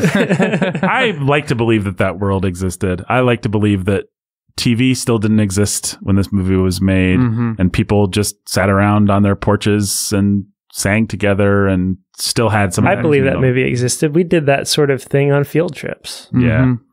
And it was just like, it could be any number of dumb things. It'd be a Beach Boys song or something like that. Whatever anybody could know. I mean, and it was like, we did it for fun as kids, and as we got older, we did it for ironic fun. But secretly for actual fun. Real fun. And I don't remember there being a time ever where that kind of thing didn't happen on a bus trip with people. It wasn't like a random Greyhound bus from city to city with total strangers, though. I'll give it that. But still, I think that because that kind of thing just tends to, whether you're going to take a college group on a mission trip, or you're going to be on a field trip with your 6th grade class at your public school or whatever it is, like that kind of thing, that still happens. I think it still happens. At least that still happened in the 90s and the early 2000s. So and even I believe it. Even if Capra's a sentimentalist, A, he's not that much of a sentimentalist in this movie. B, this movie came out in 1934. We're in the middle of the Depression. People aren't going to stand for it if this movie is too fairy tale, I don't think. Like, it has to capture a little. And this movie goes out of its way to capture a little bit of the ruggedness in its silly rom-com way. But I think probably one of the reasons people responded to this is because they felt seen and heard. And I'm sure it doesn't happen anymore. We all have phones. Yeah. It is the thing that iPhones have robbed from our society. Thanks a lot.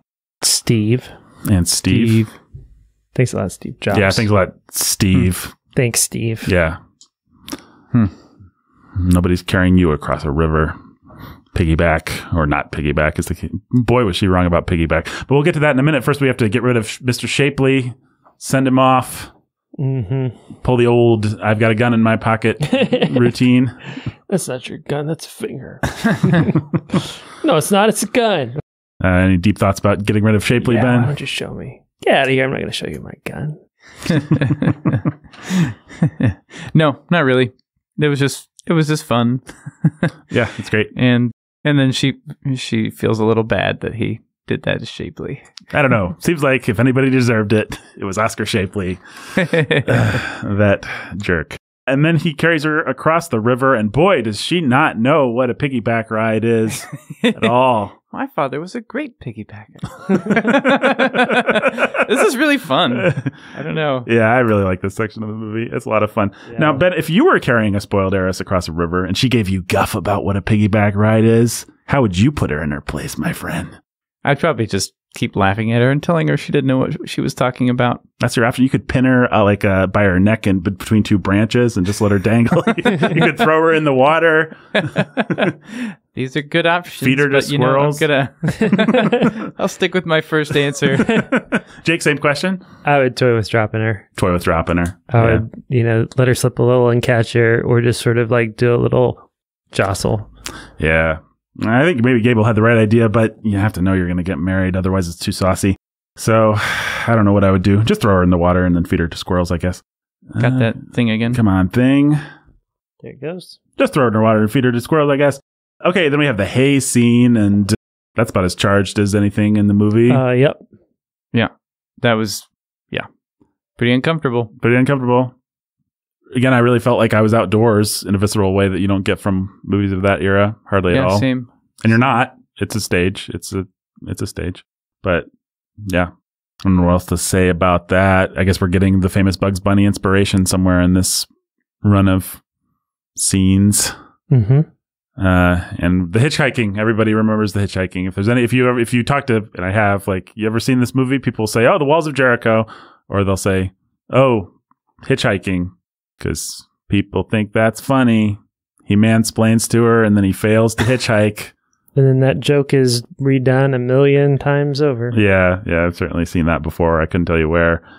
I do like the cinematic punctuation. The movie's so classical in its construction. It's usually just a lot of like long 2 shots of the two of them, but she sticks out her leg, and then suddenly we get this rapid montage of the guy hitting his brakes and the tires squealing and everything. He hits the foot brake and pulls the handbrake. Yeah. He is stopping. And then the tires squeal, and it turns out he was only after their junk anyway. Man, that guy is hilarious. Oh, when he starts singing them, I was just like, what is this movie? Married couples like to eat or whatever. Seldom hungry, newlywed couple. It's just like, I just thought it was hilarious. That was really funny, yeah. Not expect this at all. Like, what is even going on? It feels like, it feels like almost modern and kind of absurd, and I like it. And then she eats the carrot. She loves him. She's willing to submit. She doesn't want him to break her neck. And also, she's had no food for about 48 hours. And also, she's had no food. but boy, do they play it as like a step in the relationship. And then he says, "I'll break your neck." And he's like, "I'm sorry."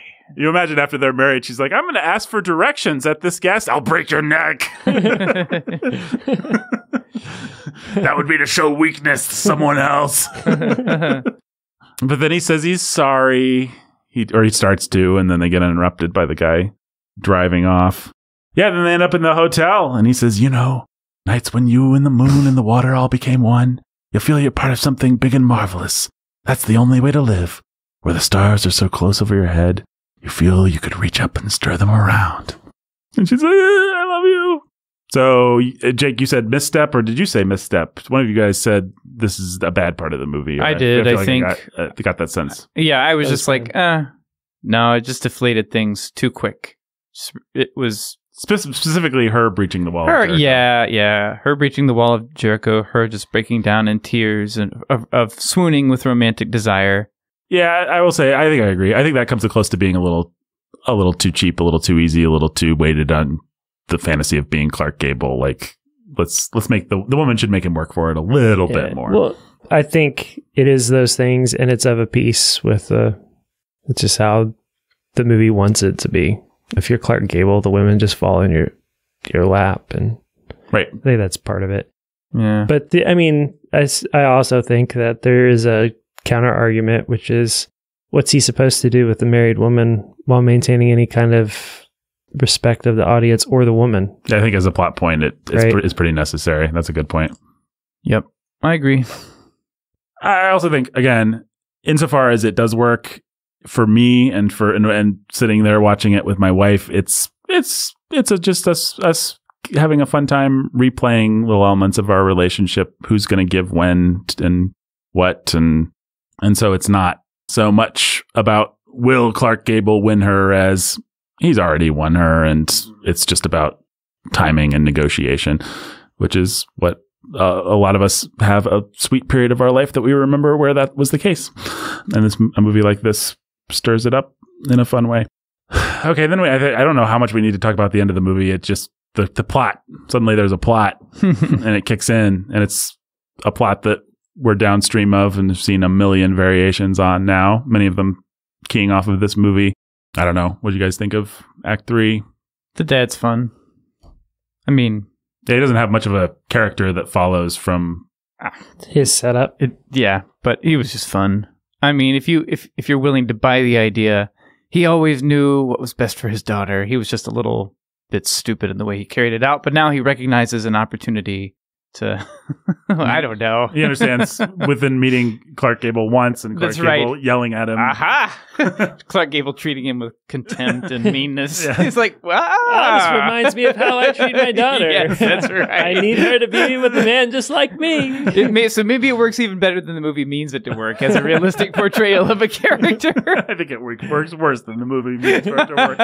And therefore it's better.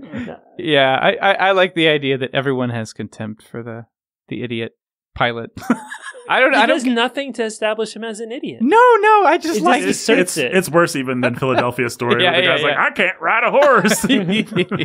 This guy's just like, I fly a cool gyrocopter, and everyone's like, what an idiot. What a dweeb. I just like it. I don't know why. It plays into, I think, everything about that. I still like it plays into that fantasy of Clark Gable as the alpha of alphas. Mm-hmm. And so, like, here's a guy who flies this like bizarre, cool airplane on a gyro. Shows up, a famous American hero, I guess. Like everybody knows. Yeah, everybody thinks he's a big deal. He's in a celebrity. She meets him at a celebrity lineup place where all the rich people are, and she happens to run and jump into his car of all cars. And she knew who he was, and he knew who she was, and he's handsome, and he's all the things, and he's going to show up at his wedding by landing his auto gyro. But he could be bought with money. Yeah. Yeah, I guess he could be bought with money. That's the thing. Well, he's just not. He's just as manly and awesome as he is. Nobody is as awesome and alpha as Clark Gable. Please. I do want to say, to be fair to the dad, Gable only wanted the $39, and that is a good sign of character. Sure. That, you know, I agree. That a real dad could key off. There's King Wesley over here. He's some kind of man of principle. Yeah. Mm-hmm. His principle is he has contempt for every institution and every person. 100% of the time. And unless he gets his woman, and he's going to sit and drink himself to death. Yep. What a man. What a man. It's a movie. Shut up and eat your popcorn. Yeah, shut up and eat your popcorn. We only think critically about movies we don't like. Yes. Movies that we do like, we turn the brain off as quickly as possible. When it's a woman running around in her underwear fighting Nazis, but when it's a man... Yeah. Yeah. He's running around in his underwear fighting Nazis, basically. Shut up and eat your popcorn. That's right. I will say, Philadelphia Story also totally weights the deck against that. Absolutely. Dweeb jerk. Like, there's... But the thing is, he's a dweeb jerk in a Philadelphia Story. He's not a dweeb jerk. We are shown that he's a dweeb jerk in Philadelphia Story. So you're saying it's the opposite? I'm sorry. I'm saying both movies would be better. I mean, both movies don't have time or space to do this, and I don't know that I really fault them. But if you want to play fair with the story you're telling, both movies could stand to have actual adversaries instead of just straw men. Yeah. And in other words, Philadelphia Story is, in its way, guilty of the same sin that this movie is. I will grant you that he's a more well-developed character, and that does help Philadelphia Story as opposed to this movie just being like, Well, my point was that this movie doesn't, the one place where it doesn't set up a straw man for Clark Gable to knock down because he doesn't ever have to interact with him is this character. Right. So he can just be like, in every way, some kind of awesome guy, except the movie tells you that it doesn't matter how awesome he is. Right. Clark Gable's more awesome. I think, let me argue for it this way. We haven't talked a lot about what her arc actually is, and I think she does have a nice one, which is she's been told what to do her whole life. She hasn't had freedom to find herself. She hasn't been given any responsibility. She's been coddled and spoilt, but also repressed. She gets out on her own. She is completely vulnerable, but she also just out of desperation makes a mistake. Yeah. And that's what King Wesley is. He's the mistake that she made. The movie, in a silly fantasy way, stacks the decks such that they didn't get to consummate the mistake. And therefore it's annulled. Mm-hmm. We could talk about that. But if you want to grant the movie its premises, King Wesley is her mistake and her desperate attempt to find something. And then she runs, and then she sees a man who seems completely wrong and she has the movie actually gives her the agency to say, no, I'm not going to act out of desperation or whatever. I'm going to go with the guy that is good for me.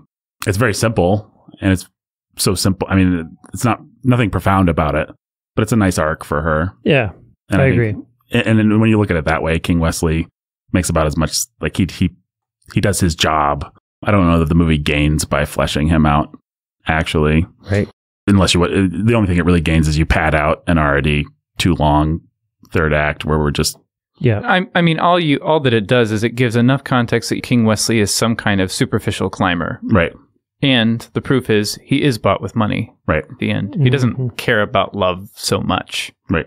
It was status. So if you give it that, if you just let it do that, then it's just kind of fun that you're just like, fine, I believe he's a stuffed shirt. You're not going to show it to me, but you're going to tell me, and I'm going to be like, fine. He looks like the stuffed shirts in other movies, so why not? Well, I'm with you, Ben. I just think it's funny that the movie is just like, yeah, he sucks. We don't even have to. The pill of the century. Well, and you have to remember, this movie is made in 1934. The Depression is going. There is another aspect of fantasy that people enjoy, which is just the stuffed shirts are stupid. And the working man is Clark Gable. I mean, it's silly. It's ridiculous. But he's going to get the rich girl. Yeah. He's going to like earn it. If we could step back, I mean, we do. That's what this podcast exists to do. You step back and you watch our movies now. We have our own silly fantasies of who we think we are. But man, people really like to think I'm a working man and I'm Clark Gable and all those stuffed shirts are just idiots. Look what they did to our country. And this movie's not above that. Obviously, turns out the editors are always swell guys. I think that might be a universal rule of they always bluster and seem mean. But whether it's J. Jonah Jameson, whether it's Superman's boss, whether it's whoever, an editor of a newspaper is always a guy who secretly has a heart of gold. I triple dog dare you guys to name a single exception to this ironclad rule of movies. I'm sure there's a billion of them, but. The Post, probably that Meryl Streep movie. The Post. No, she's the editor. She's a good guy in that movie. Yeah, that whole movie is about how the news media is. But I have not seen that movie, but I bet anything there's some other editor in the movie who's like, a woman running a paper. He probably doesn't secretly have a heart of gold. Probably haven't seen it either. Yeah, me neither. All right, so we get to the end of the movie. The walls of Jericho come down. We don't even need to see our stars again. Like, you haven't seen Clark Gable for like 5-6 minutes, right? Yeah, because he goes off, he leaves the party, you have the wedding sequence, she runs away. Maybe it's only 3 minutes, but it feels like a long time. It's a long time in terms of movie real estate that our star is off screen. Yeah, and then the movie doesn't even feel the need to show either one of them again. I think, do you hear the trumpet blow? Yeah, we do. Yeah, and we see those two corn pones be like, he wanted a trumpet, I don't understand it. Oh, yeah, exactly.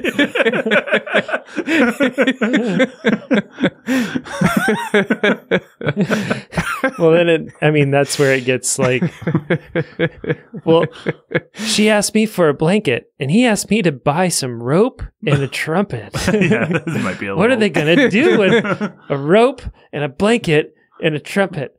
Like, well, okay. But it's great. Da, da, da, da. We see the wall drop. We don't have to see anything else. It made me think of Hitchcock's The Ending to North by Northwest. Yeah, absolutely. Like, oh, yeah? Here's what this movie's about. Okay. Oh, boy. Well, I love it. I think it's great. Don't watch it if you're a single young person, man, especially, but I think it's a really fun movie to watch with your significant other. Oh, I did want to make one other quick point, which is American movies, I think I can say this, are uniquely, this is the story. I just don't think this kind of story existed before America and before movies, which is the pull yourself down by your bootstraps narrative. I mean, you can look at like British movies and stuff, and it's like, here's how a poor boy made good, and lots of American movies are about. But the whole, I'm a rich person who needs to aspire to be like a poor person. I just don't think. I think we gave that to people Go America. There's actually, did either of you see that movie Premium Rush? No. The name sounds familiar. Kind of fun. About a bike messenger. Joseph Gordon-Levitt. Oh, yeah. But why is he a bike messenger? Well, he was in law school and then he realized law school is dumb and being a bike messenger is awesome. It has that flavor. Yeah. Like, let's go down, like to where the reality is. And yeah, Bruce Wayne has to he's got to give his beautiful overcoat to some poor homeless man, and he's got to learn how to rough it and get it, because being born with that silver spoon in his mouth, he's never gonna.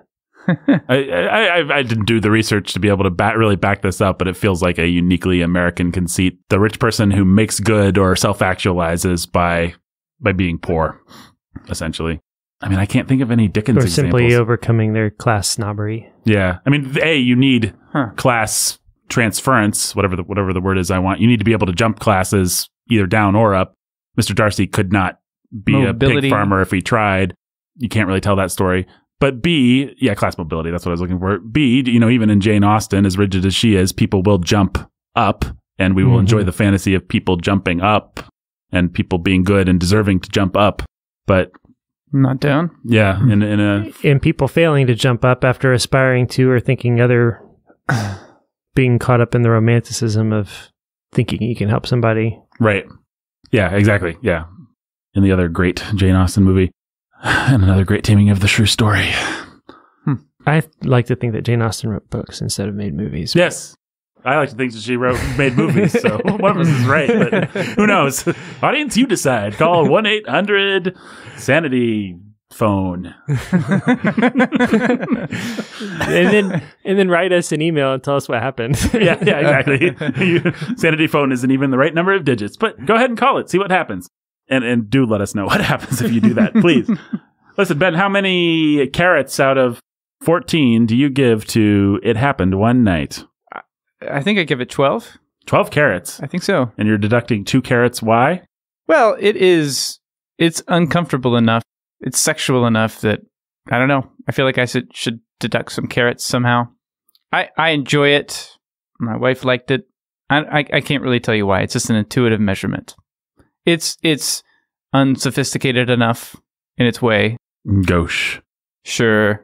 Again, you have to compare it to Philadelphia Story, which is just I think it cleaner, more elegant. The fact that we're comparing it to Philadelphia Story isn't helping it, probably. But no, but how can you not? I don't know. Especially we chose it as a comparison point. Yeah, we were trying to live up to giving you, listener, what we gave you last year in Philadelphia Story. So not a lot of Philadelphia stories. It was destined or doomed to be everything that we do like this from now on will be.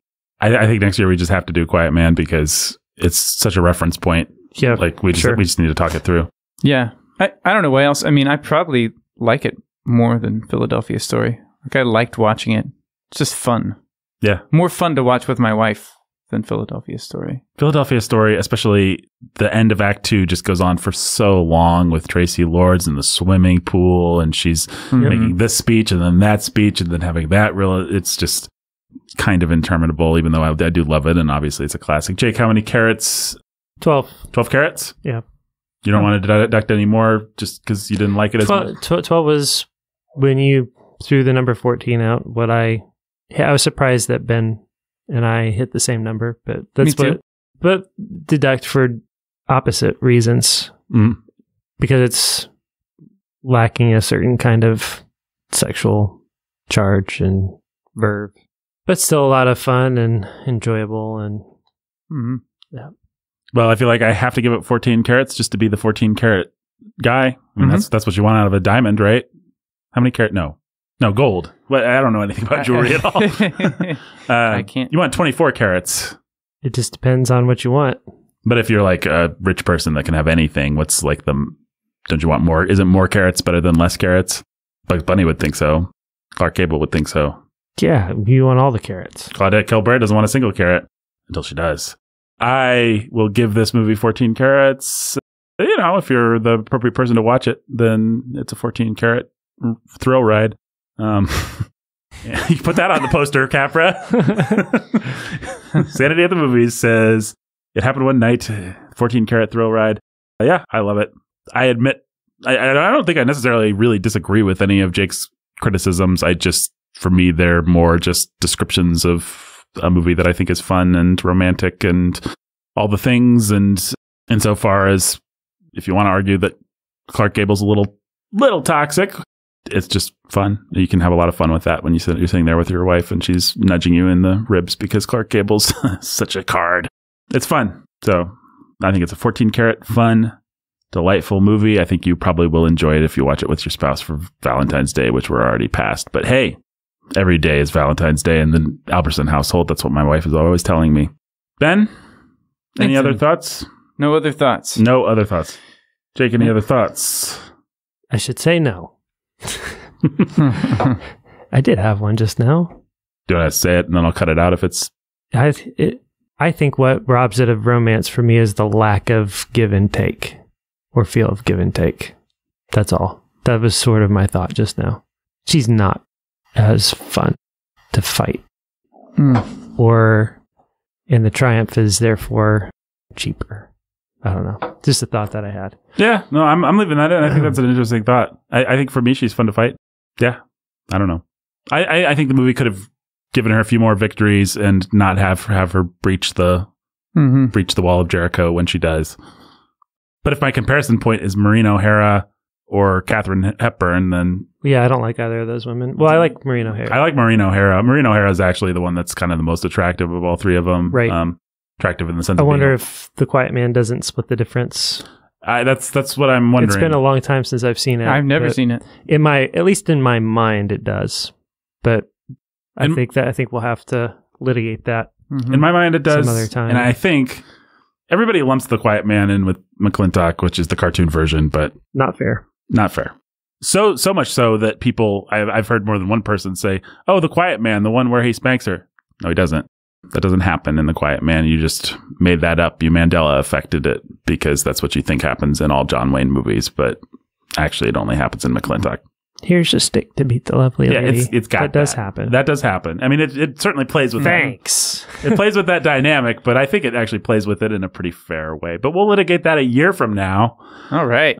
In the meantime, you've got this 14 karat gem /12. I guess split the...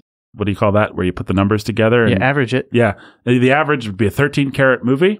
So I think, is that how the average? Less than 13. Like 12.7 or something. You got a 12.7 carat movie. That's a lot of carats. That's more carats than Tenet got. I mean, come on. So Tenet's like a 0 carat movie. Sorry, Tenet heads. Listen, guys, you know who I like is Keith. He deserves the Patron Choice Award of Awesomeness. And Ben, why do you think that is true of Keith? Well, I just think Keith would know what to do if he saw a damsel in distress on a road trip. He would just be able to protect her, and probably he would do a better job than Clark Gable of maintaining the bounds of propriety. As he woos her away from her husband. Right. Just kidding. You wouldn't do that. He wouldn't do that. It's yeah, that's right. Yeah. Correct. If they were both single, then he would still protect the bounds of propriety. Yep. You know, he would get 2 rooms. There's a thought. Clark Gable. Couldn't afford it. Yeah, I'm sure the movie stacks the deck. It does. But Keith wouldn't stack the deck. No. He'd be a gentleman all the way. And that's why he's our Patron Choice Award of Awesomeness winner. Oh, by the way, there's one thing that we forgot to mention and that we do have to litigate. You got that whole Seinfeld routine about donuts. Oh, yeah. Is Clark Gable correct? He's a little abrupt. He's pretty fast. Yes. Yeah. I think you need a little bit longer of a soak in that coffee if you're going to dunk. It's actually a metaphor for the complementary roles of the sexes. You can't dunk your donut forever, and you can't dunk it abruptly. You got to find that middle ground. You put Colbert, they're going to have a baby. That baby's going to dunk his donut perfectly.